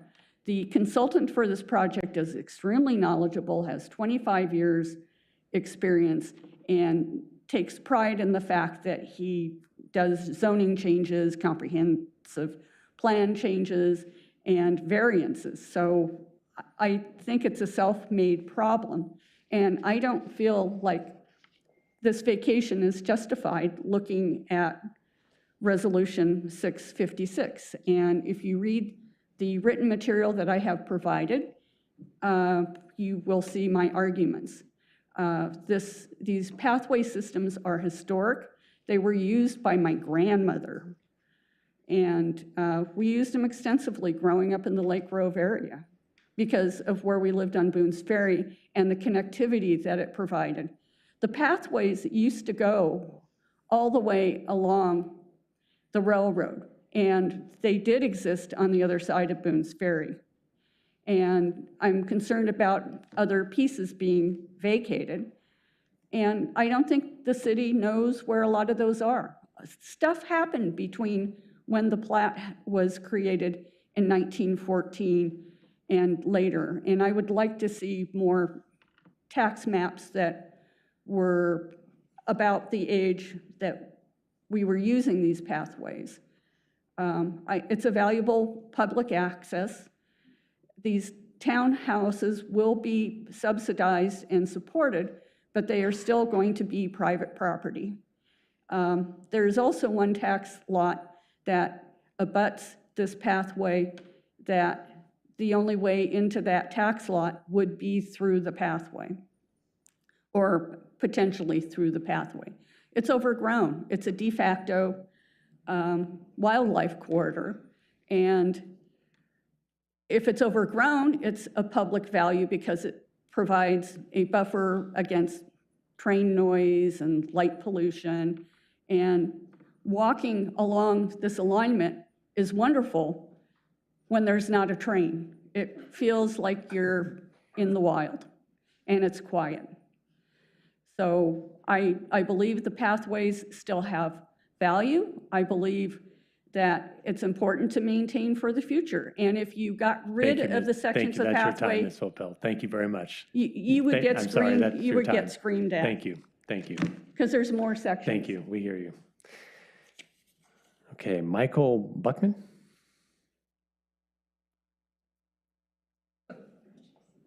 Good evening. Yeah, good evening. Hi. So I'm Mike Buckman, yes. Great. Oh, yeah. Yes.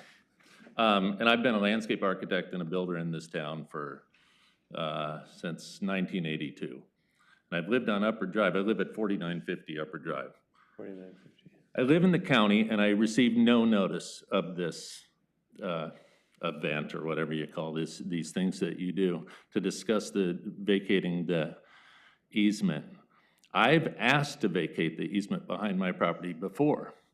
I have the most to gain, I have the most property along the easement, and it's absolutely just a land grab. If it wasn't for the Habitat for Humanity property, we wouldn't be discussing this. You literally, when you go into the city, I've been building here, I guess, my whole life, you have a piece of property, you design something that fits on it, and you work within the parameters that you're given. So I know this is just the beginning of their problems, but they were asking for 5 variances in addition to this to fit their project on that property. I think what they need to do is design something that just fits on the property. And this testimony about a pathway easement that's overgrown, of course it's overgrown. It's not a pathway. I've been using, I mean, there are paths there because I also lived on Lower Drive before I lived on Upper Drive. And I have friends there and we cross the tracks and we use this area and a path would be great.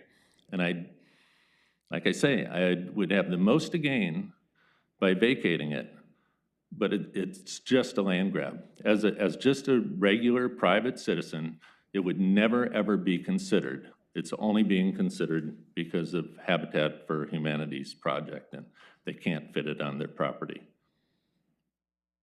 So pick a different property or redesign your project. Mr. Buckman, can I ask, just for the purposes of the record, are you objecting to this I'm particular absolutely vacation? objecting to it, yes. Okay.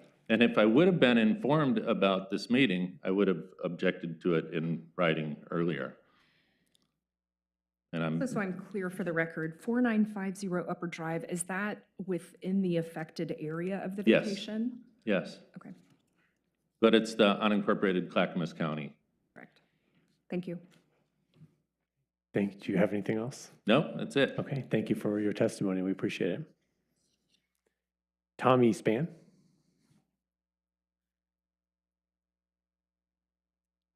Good evening, Mr. Spann. Thank you. Thank you, City Council. Thank you, Mayor Buck. Thank you to the city engineer for all the great work that has gone into this so far. For the record, I am also opposed to this vacation. Like Mr. Bonk, I live on Upper Drive, 4680 Upper Drive. So I have something to gain, I suppose, by getting an additional 2% of the land. As it has been stated, it's not highly usable land.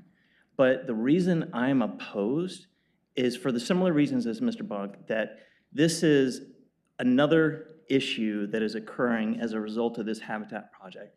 I'm not opposed to the Habitat project, but I am opposed to what is happening on Upper Drive.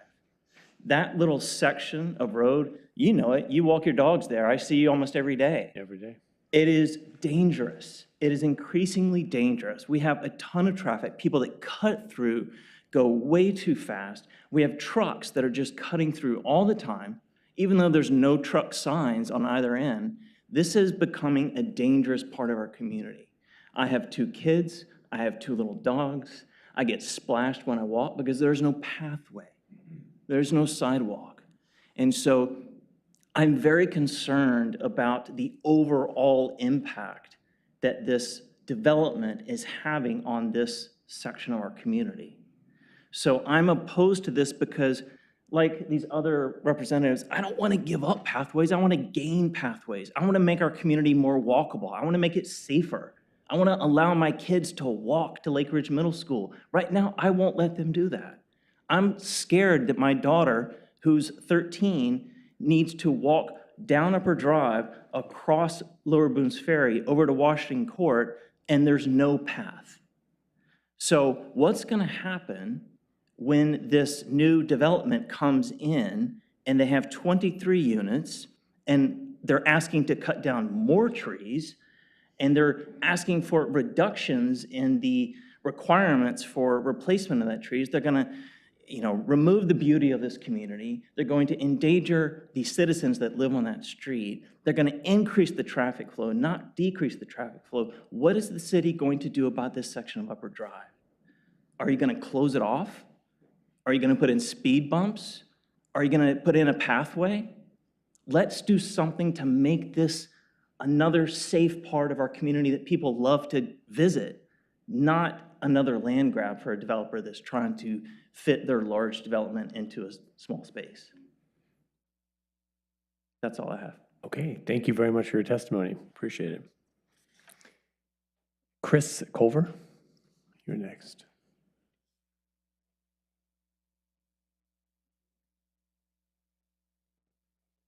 Hello.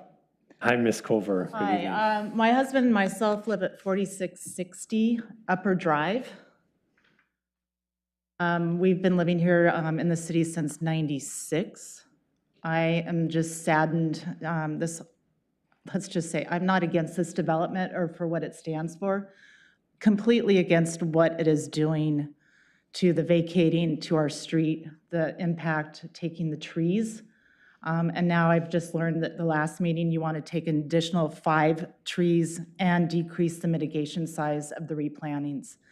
I'm completely against vacating. I understand 2% could be a benefit to us, but then you also say it could raise our property taxes, but yet it's so steep we can't do anything really with it.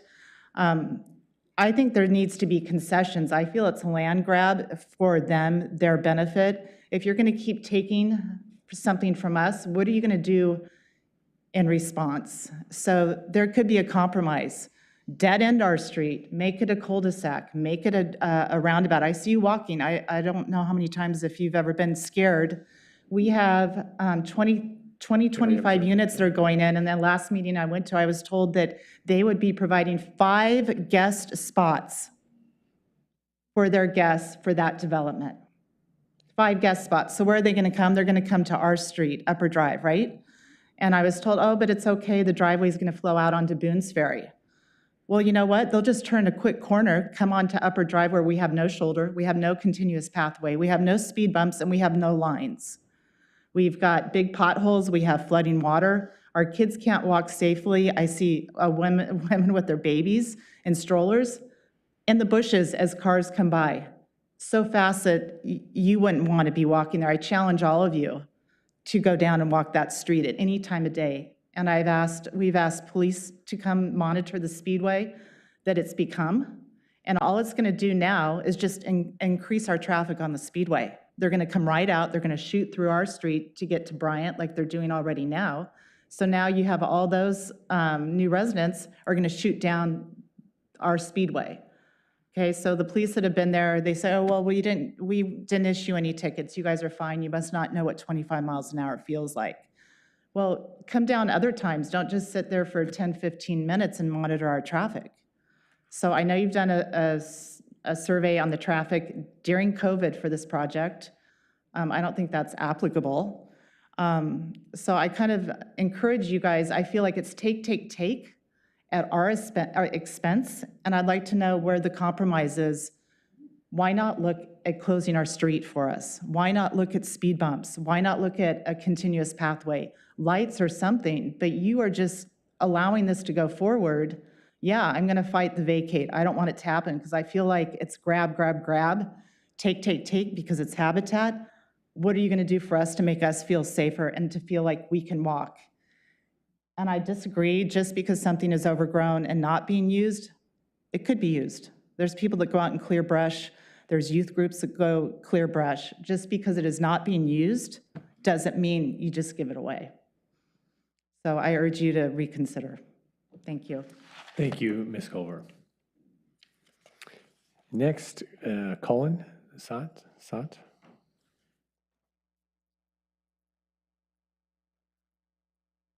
Thank you, Mayor. Good evening, sir. How do you pronounce your last name? Well, it's poor penmanship is what it is. My last name is Scott, Oh, and you pronounced my first name correctly, even though that was probably poorly written as it's well. missing a couple letters, yes. Thank you for allowing me to speak last minute. I know I just submitted the little blue sheet there. I wasn't aware we had to submit comments beforehand to, I guess, formally object to this proposed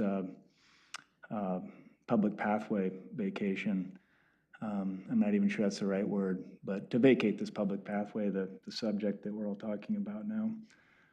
These are all my neighbors who just spoke, by the way. I live on Upper Drive with my wife. We were in Portland for 20 years. We just moved here about a year ago. So I'm very familiar with the pathway. I walk Upper Drive every day with my 2 Springer Spaniels. You may have seen me.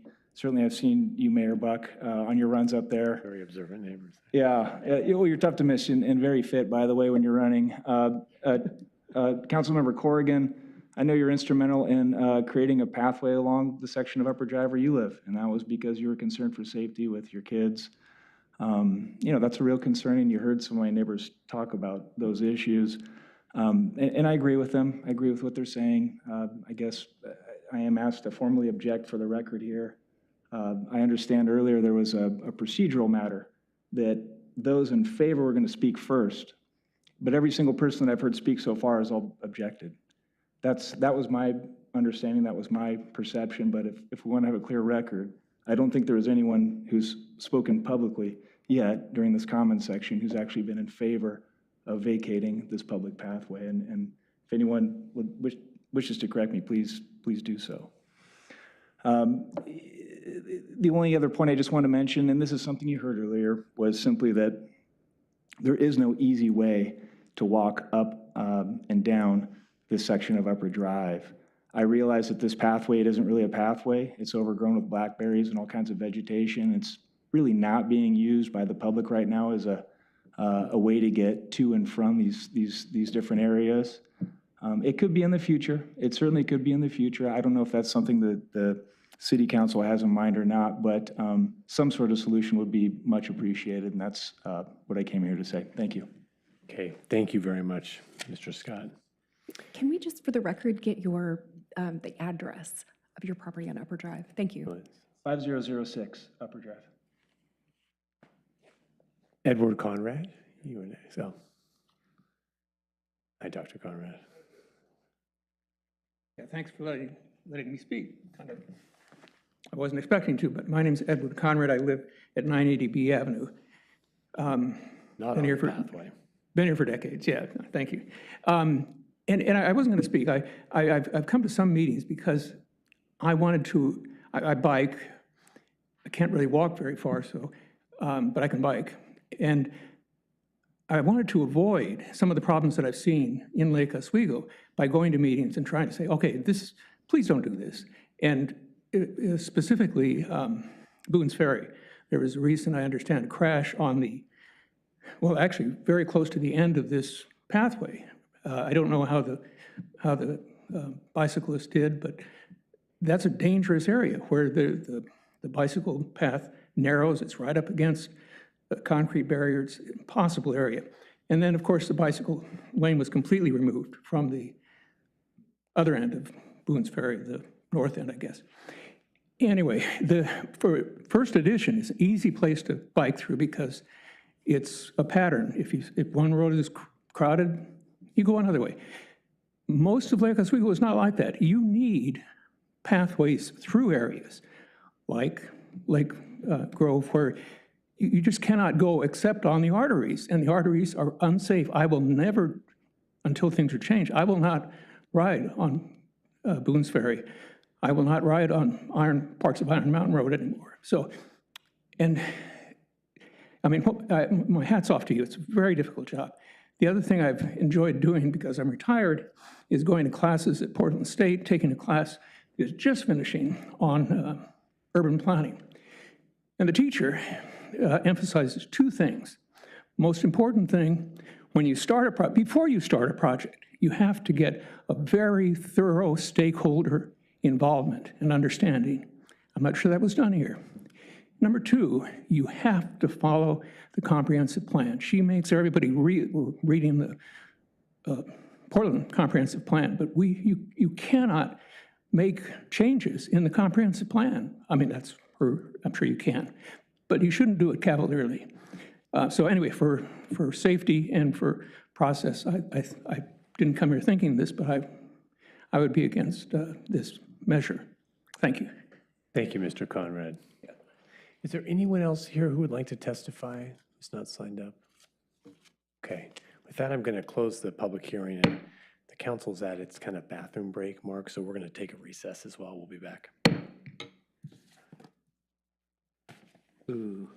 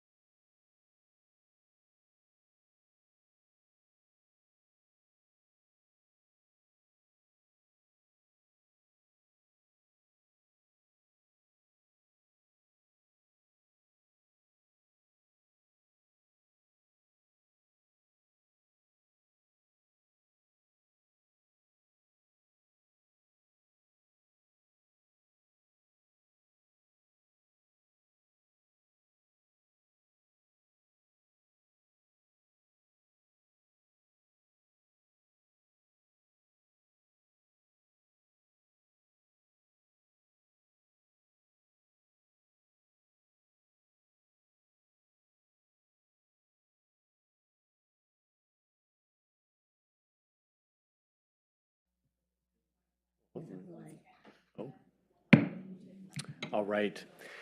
Thank you, everyone, for bearing with us. We are back in order. At this time, I'm just going to reopen the public hearing to allow the rebuttal testimony. That was my fault procedurally. And we'll have Director Rooney give rebuttal. Director Rooney. Thank you, Mayor and Councilors. I want to touch on three things that I heard mentioned in the testimony earlier. One was about the comp plan, another about notifications, and I want to touch on affected area too, because definitions do matter. So let me just talk about the comp plan conversation or comments that were made. Yes, in 2013, there was a comp plan update, and I was here as a part of that. And what that also required us to do was to come up with a transportation system plan, which we did do. The current transportation system plan is a result of the comprehensive plan update, and we use those goals and objectives to determine what projects and what needs are identified in the TSP. So it is a direct correlation to the comprehensive plan. The TSP then went out and had all of these projects that we incorporated from a previous TSP. Some got added, some got removed. We checked with all of the neighborhood associations. Are these the right projects? Are you okay with these things? We did receive feedback from various neighborhood associations. Some said, we don't like this project, as an example. So there was an interactive involvement and engagement with the neighborhood associations on the proposed plans in the TSP. One of the slides I showed earlier, am I able to go back? Sorry. Apologize, let me find my way. So this slide, you recall, this is just a snapshot of the overall TSP, but all of these were the approved alignments and pathway alignments that the neighborhood association approved of. That's what was put in the TSP, and again, as a direct result of applying the comprehensive plan rules. So I do believe that we are following the comp plan. We're not asking you to do anything different than what the comp plan / TSP says to do, which is reserve the potential for this rails to trails option in the rail right-of-way. It did not identify this as a viable future pathway. Second issue that was brought up was notifications. By the statutory or ORS rules, we're required to do notifications in the paper and physically on site with signs located several locations, and our surveyor put those in. We did that. We also went a step further and chose to personally notify all of these properties that were abutting the right-of-way and sent letters to each of the properties according to what's on their Clackamas County assessor's text. What would that be? I just lost it. Anyway, whatever mailing address we had with Clackamas County, that's where we sent the notification to all of these folks, telling them about what their options were and about what the hearing date was. So we did do that as an extra step. And then lastly, the one thing when we talked earlier about what are your requirements, that the overall affected area, that, let's see if I get that correct. A majority of the owners of the affected area as defined by the statute did not object in writing to the proposed vacation. So I want to step back and talk about affected area because we didn't get into detail here, but according to ORS, the affected area is much more than what you see on just these properties. The affected area is a 200 by 400 foot swath on either side of this corridor. So you would have to have a majority of those people in opposition to it in order to consider, to have it over, your position overruled, basically. Did I say that right, Council? I'm probably not saying it technically correct. No, I think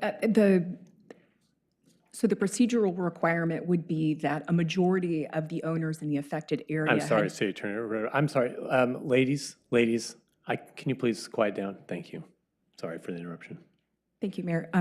That a majority of owners in the affected area would have had to have submitted by today, the date of this public hearing, written objections. And I think what Director Rooney is trying to clarify is that the affected area is a larger swath, as she described. It is a 400 by 200 foot swath that encompasses a larger amount of property owners than just those that abut the right-of-way.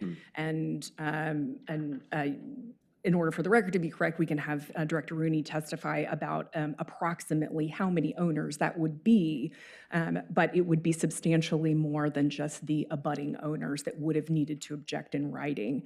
And so I think the import of that is that should you decide, for example, that you wish to allow more time to continue the public hearing, to allow more time for written objections, it would be a much larger requirement of written objections than simply either the people who have testified here today or the abutting property owners. Yeah, we did a quick estimate, just kind of back of the napkin, and there's probably anywhere from 50 to 70 properties that would be in the technically defined affected area if we followed the ORS definition for affected area. And Director Rooney, can I clarify, is that, I believe the back of the napkin calculation was that it was more like 100 properties that would be affected, thus a majority of property owners would be 50 or more. Yes, correct, sorry. Thank you. Yes, thank you. That's us doing that quickly by scanning a map. Okay, thank you. So in the TSP, I hear the concerns of the neighbors and more related to the lack of pedestrian infrastructure on this section of Upper Drive, as we see much throughout town. And of course, that's things that those are the projects we're working on now.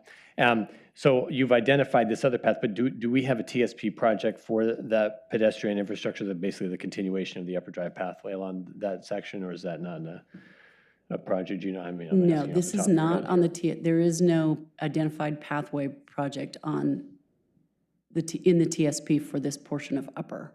You can see there's one over here, but there was not one here. So this would be a good project as we update the TSP for neighbors to Absolutely, if the rally neighborhood around. wants to push that forward, you bet. Yeah, the continuation. Probably when we did the TSP, most of these were still outside of this city. I think Many it's of these more properties were recent. Yeah. Yes. Okay.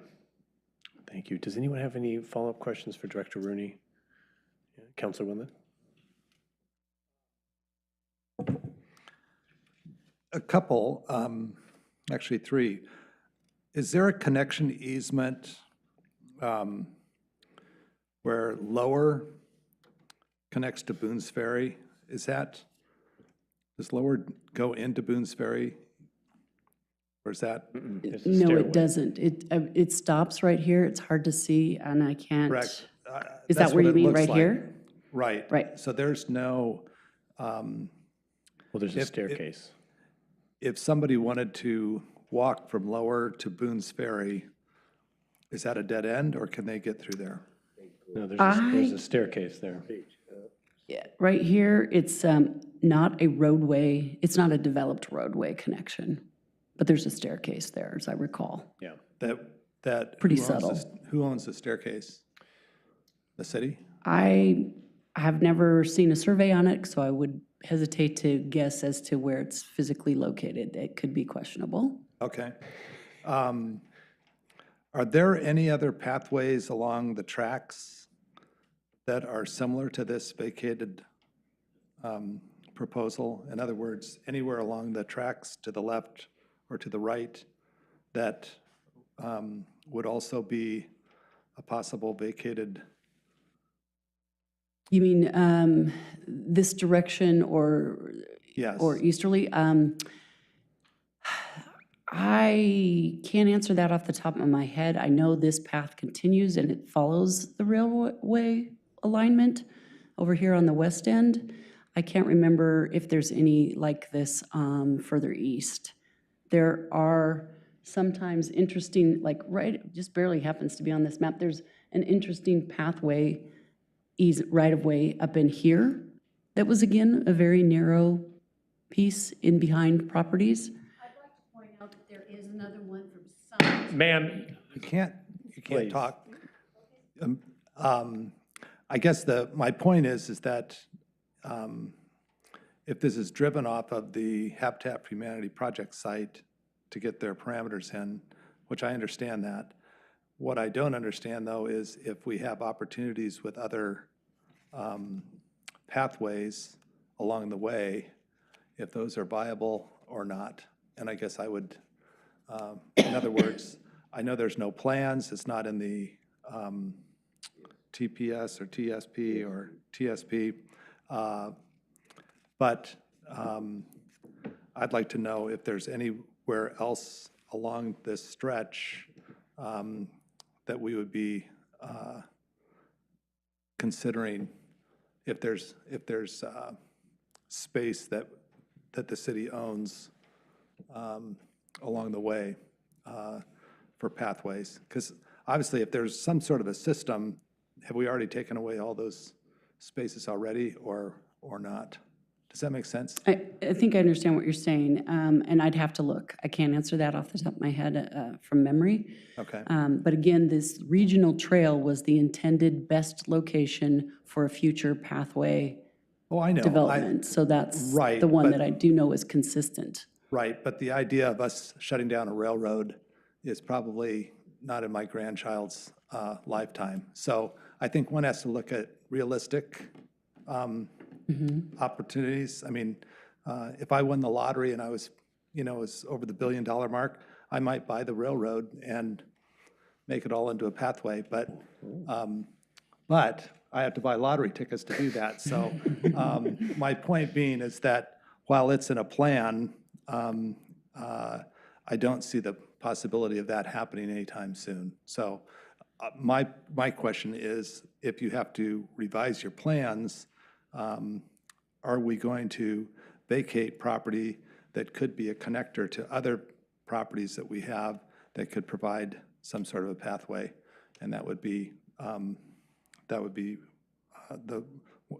that's my second question. Then the last one is, from your planning standpoint, was there ever any consideration for Upper Drive to be closed off at the end of this process? Is that a possibility, or is that a same possibility as us having the railroad vacate their property?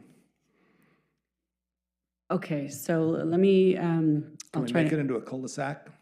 well, there's pros and cons to a cul-de-sac, and that means diversion. And that is a completely separate issue than this pathway. So we did not look at that. We did not look at that as a part of this conversation about the right-of-way. I'm just asking, theoretically, can the city, I know there's all kinds of processes that one would have to do to shut off a street, but is that even a possibility? That would be another thing where you'd want to look at your comp plan and your TSP. And I think you'd need to think about, as Ms. Rooney says, the impacts on other streets. Because if you create a cul-de-sac there, you're going to divert a lot of trips onto Bryant. And so you're going to be having to address the impacts on other parts of the neighborhood, not just the folks who live on Upper Drive. So I think you'd need to look at your comp plan. I don't know the comp plan policies off the top of my head. I would guess, given if it was 2013, that we would emphasize connectivity, and so that you'd probably have policies that would not support closing it.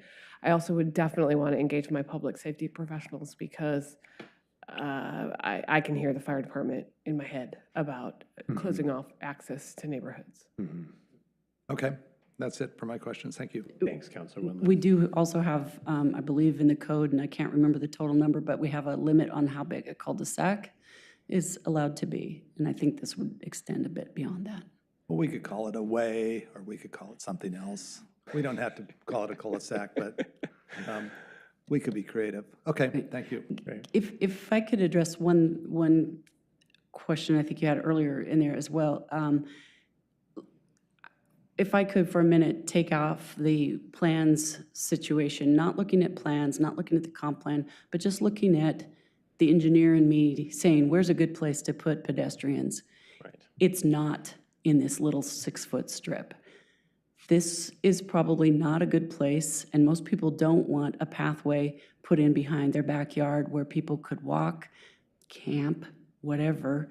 Things go on behind people's properties that they sometimes don't like that. We get complaints about those pre-existing situations already. Physically, it's very difficult to build a pathway here because of the slope.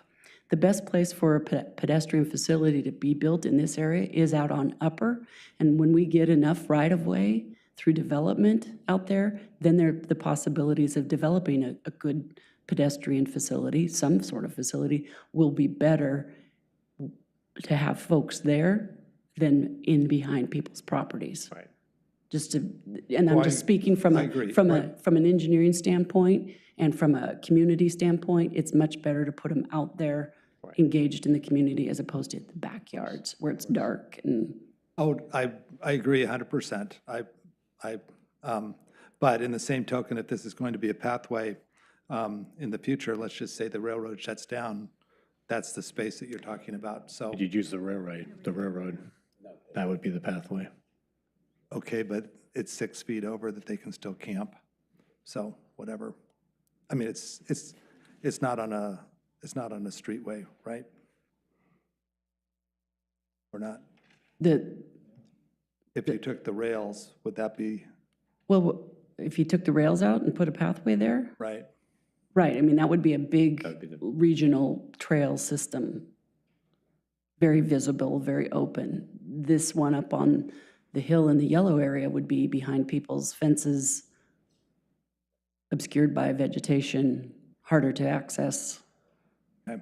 From a physical standpoint, it's not the best place to put a pathway. Okay, thanks. Thank you, Councilor Corrigan. Yeah, I have a question about handling the historical artifacts like this. So in the Lake Grove area, there's also an old bridle path. I don't know if you're familiar with it, that ran kind of parallel to Boones Ferry Road. And I had bicycle people come to my house to say, we need to turn this into a bike route. We need to get the bikes off the road. This was a while ago, obviously, before you had the Boones Ferry plan. But I think what happened with that bridle path, and correct me if I'm wrong, is that it was a right-of-way, but it wasn't vacated and it wasn't used for the bikes. It was simply turned into an easement.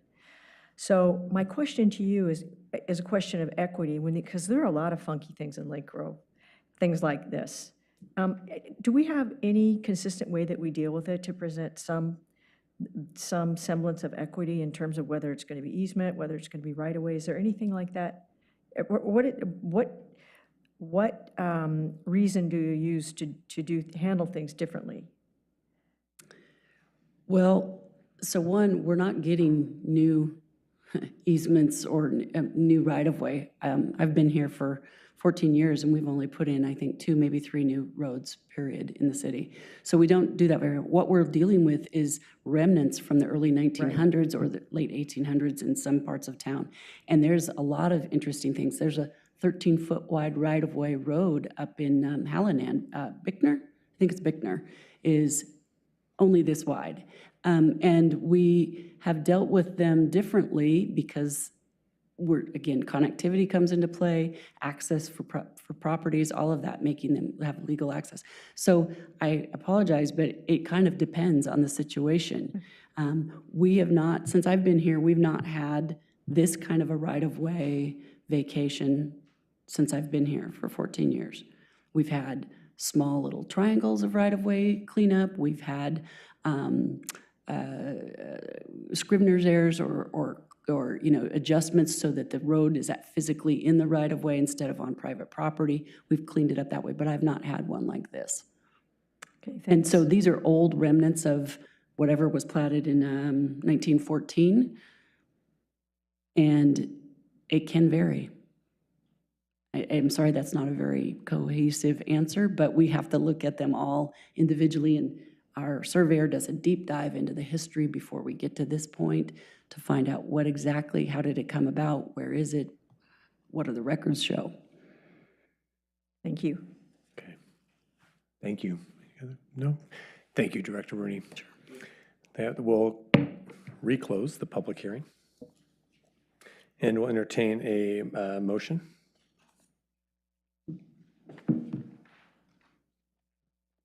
Is there a motion to enact Ordinance 2926?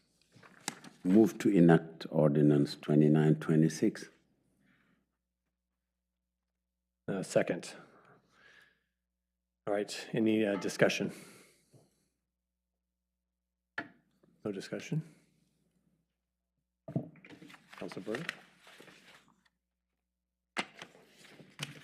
Based on a lot of the testimony that we've heard, I feel like we, in some ways, have two different issues that have been brought up. And I feel like we have one issue, which is the 6-foot right-of-way and dealing with that. And then we have a second issue of concern over safety of Upper Drive for specifically pedestrians, which I sympathize. I live on a very narrow street as well, and it's not fun to be walking and having people not slow down, and then having a development going in that's going to increase that traffic would be very concerning. So I just want you to know I hear you. But I think this question about vacating the 6 feet is a different question. It's a different issue. I would like us, if there's, I don't know if there's anything that can be done to help kind of slow traffic down on this street as we slowly maybe get, are able to do a pathway or something for pedestrians. I know that's a long process. It's getting on a list. We have a lot of streets that have similar issues.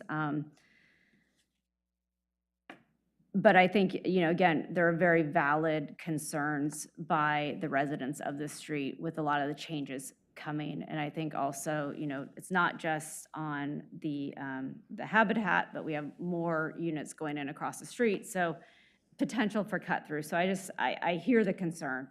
And so if we could just, I don't know if there's anything that could be done, but anything that maybe we can do to help slow down traffic, I think would be helpful. Again, separate issue.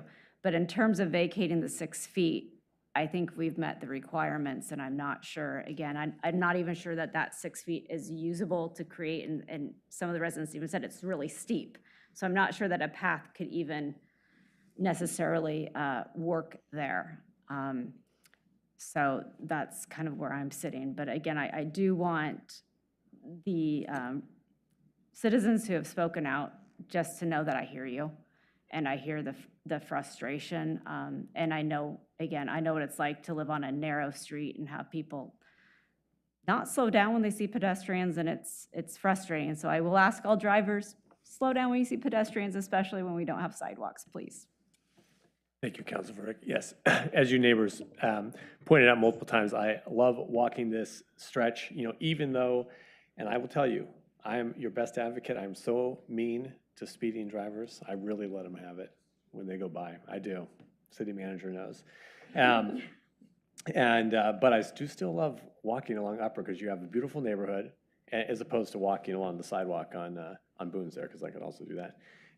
Beautiful neighborhood, and Councilor Burdick said it well. We got two separate issues here. We've got unused old right-of-way that is never going to be developed. Where we want to focus our energies is getting you all as neighbors, and people come to get involved through different processes. You've come to be involved now through this process, which is great, and work with the city on the TSP to get that final leg of Upper Drive into the TSP and have a nice pathway connecting. I know some of the recent developments, you've built little, 2 house-wide strips of pathway, which are nice little walking havens, when you go by, and the city's looking to be doing more of those single-family ministerial mitigation developments.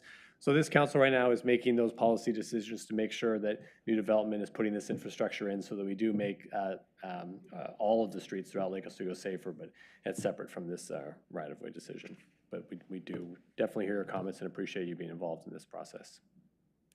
Colleagues, any future other deliberation? No? Okay, then we'll call the roll, please. Senator. Mayor Buck? Yes. Councilors Rath? No. Corrigan? No. Wendland? No. And Burdick? Yes.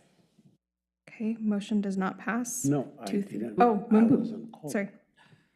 Go ahead. And I say yes. Yes. Yeah. Motion is tied 3-3.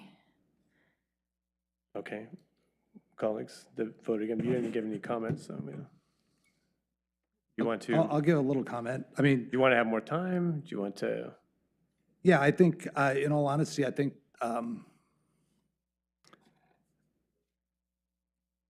I understand the logic, and I would approve the vacating of the area, I think, but it's a means to something that to the Habitat for Humanity project, which I'm in support of, but I feel like maybe that we haven't done the complete process to fully vet what's going on there in order to, I think one of the people that testified said that unless we had this Habitat for Humanity project, we'd never be dealing with this right-of-way project.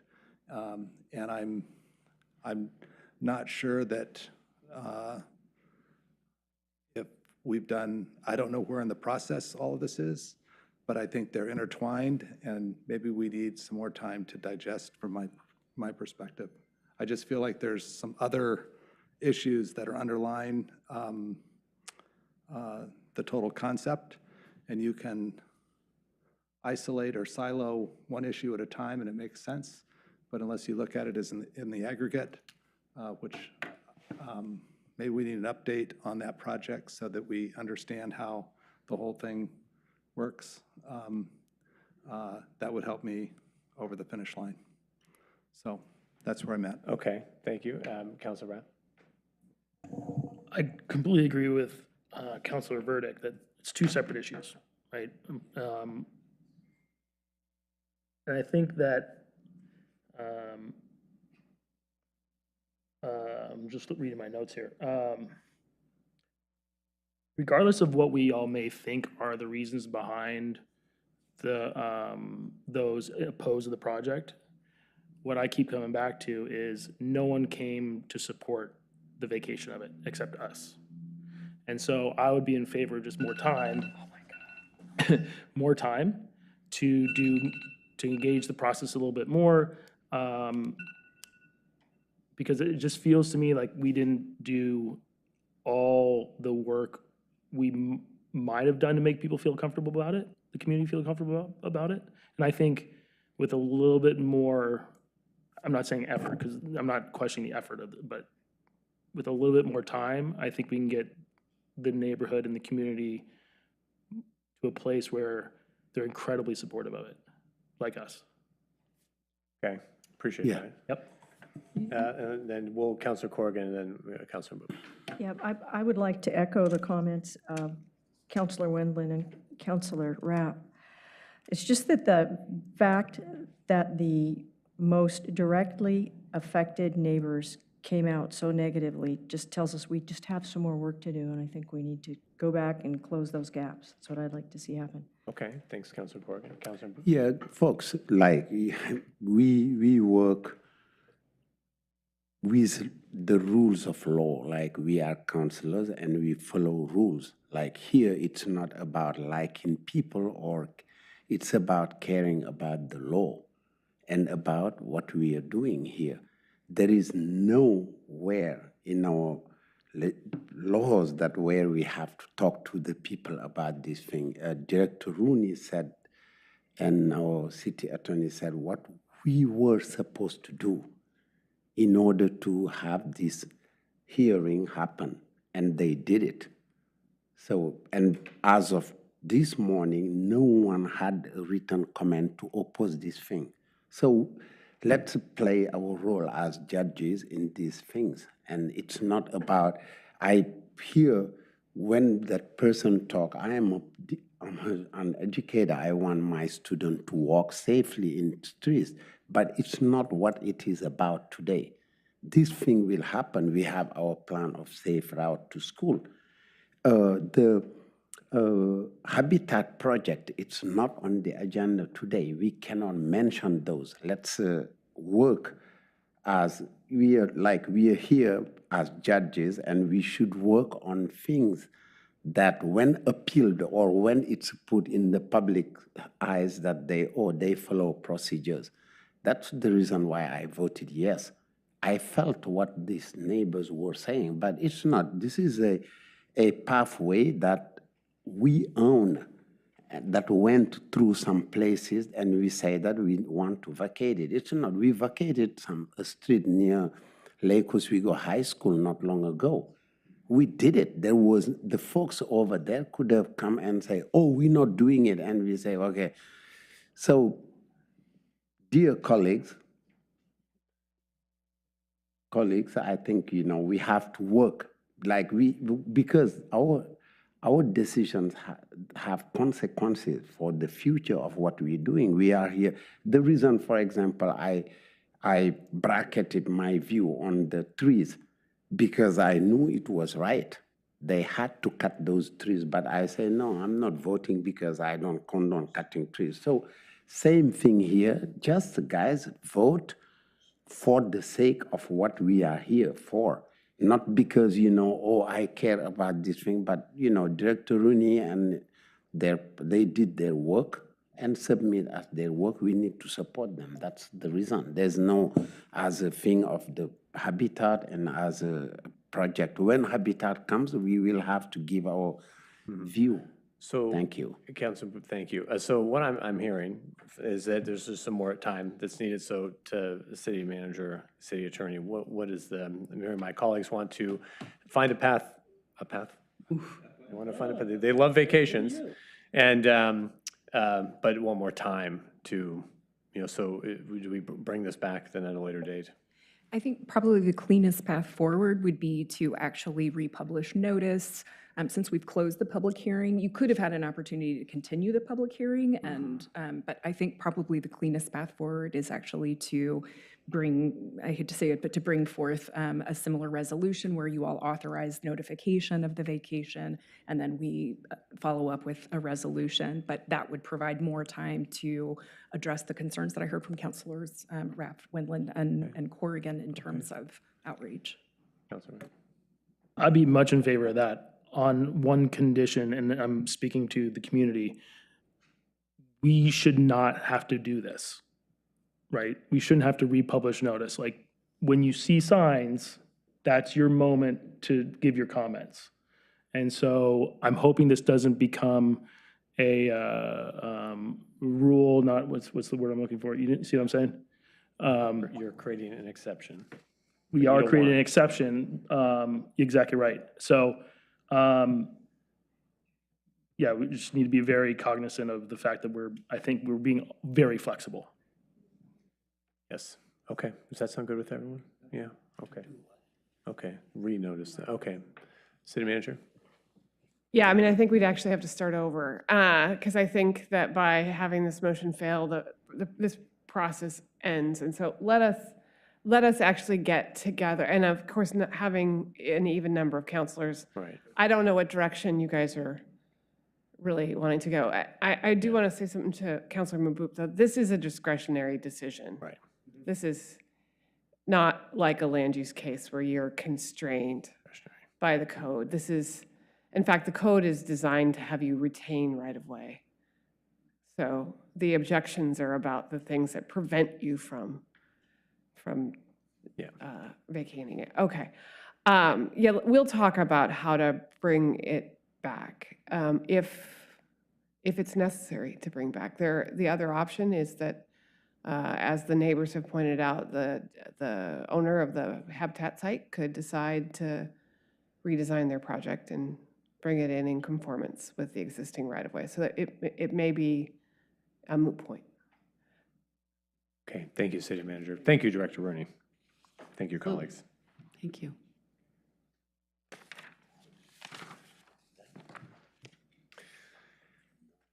Okay, next we're going to move into our adoption of the budget. We're going to hold a public hearing here and give the public the opportunity to provide oral and written comment on the proposed biennium budget commencing July 1st, 2023, as approved by the Budget Committee, the comment on the proposed capital improvement plan for fiscal year 2023-24 through 2028-29, and to comment on, ask questions about the proposed use of state revenue sharing distributions. And to kick us off, we'll have a review of the hearing procedures by City Attorney Osnak.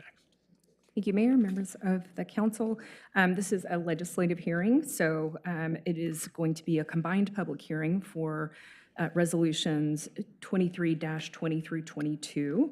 And those, as reflected in the agenda, are for the purpose of allowing the public to comment on the proposed biennium budget as approved by the Budget Committee, the proposed capital improvement plan for funding year 2023-24 through 28-29, and to comment on and ask questions about the proposed use of state revenue sharing distributions. And after receiving a staff report from Director Cross, testimony can be received from the public, 10 minutes for representatives of the various associations and 5 minutes per individual, and then you can conclude with questions of staff after that.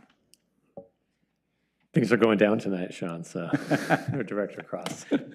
Thank you for being here. Good evening, Council, Mayor, Councilors. I'm Sean Cross. I'm the Finance Director. Tonight, it's the approval of the biennial budget for 23-25.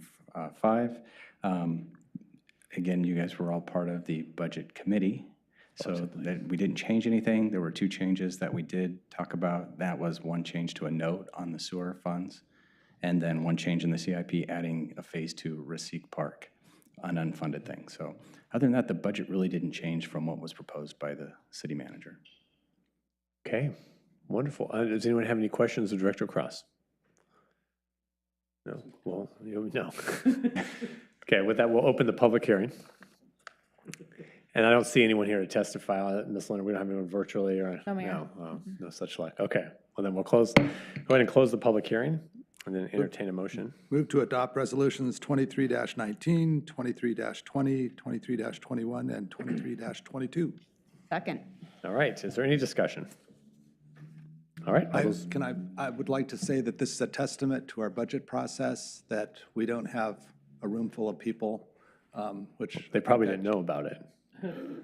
That could be, too. But I think that's a good reflection on how the budget process went. Works here, yeah. That's good. Anyway. And thanks to our good budget committee. Yes. Every 2 years, they do good work. All right, all those in favor, say aye. Aye. Any opposed? All right, motion passes 6-0. Thank you, Director Cross. Oh, I feel like you have more. Okay, no. I mean, I know you're coming back. Just, okay. Does anyone have any information from council they'd like to share? No? I know we have a late night. City Manager? Only to say, I know you all saw a news article about sewage overflow from the Tryon Creek plant. I'm sad that the media coverage didn't note that it's a shared plant operated by the city of Portland in their coverage, so I apologize for the coverage that suggested that we dumped the sewage. But anyway, I just thought you ought to know. Yeah, it That's means great. we need to do the So should people stay even at George Rogers, not go in down there? Is that far enough down? I'm sorry that Director Rooney just left. She would know the answer to the question. I believe DEQ will post the places I see. where you shouldn't swim while we wait for the river to clear itself out. I think the best position would be to go in where Eugene is. Cottage Grove. Yes, I think that. We're not the only ones. 500,000, that's a lot. It's a lot. Okay, wonderful. Then with that, the meeting of the Lake City Council is adjourned, and we'll call to order the Redevelopment Agency. Our first order of business tonight is public hearing on the Redevelopment Agency budget. LORA Council Oswego will read the legal parameters for us. Thank you, Mayor, and members of the LORA Board. This is similar to our last public hearing. This is just a legislative matter to consider the Resolution 2303. After a presentation from Director Cross, we will allow public testimony, 10 minutes for representatives of the associations, 5 minutes per individual, and then questions of staff. Great. All right, Director Cross. Very similar to the city. This one, again, had no changes. You're all part of the board. I'm here for questions. Does anyone have any questions for Treasurer Cross? No? All right, then we'll open the public hearing. Don't believe we have anyone here to testify. No? Okay, with that, we'll close the public hearing and entertain a motion. I'd like to make a motion. Yeah, go I'd ahead. like to move to adopt LORA Resolution 2303. Second. All right, any discussion? Right, all those in favor say aye. 42 million. Aye. Aye. Any opposed? Okay, motion passes 6-0. Thank you, Treasurer. Appreciate your good work. Next, other item of business on the agenda is approval of the LORA meeting minutes from May 2nd. Is there a motion to approve the LORA meeting minutes as written? Move to approve the LORA meeting minutes. All right, all those in favor say aye. Aye. Any opposed? Okay, motion passes 6-0. Now, LORA Board will move into executive session. We'll ask our counsel, LORA Counsel Osnek, to read the legal parameters for us. The Lake Oswego Redevelopment Agency will now meet in executive session for the purpose of conducting deliberations with persons designated by the governing body to negotiate real property transactions and to consider information or records that are exempt by law from public inspection. Representatives of the news media and designated staff are allowed to attend the executive session, but representatives of the news media are specifically directed not to report on any of the deliberations during executive session, except to state the general subject of the session as described in the agenda. No decision will be made in executive session, and at the end of the session, we will adjourn. All right. Thank you, Attorney Osnek. All right, this is going to conclude the broadcast portion of the meeting. We will take a 5-minute recess and reconvene in the council workroom. Thank you.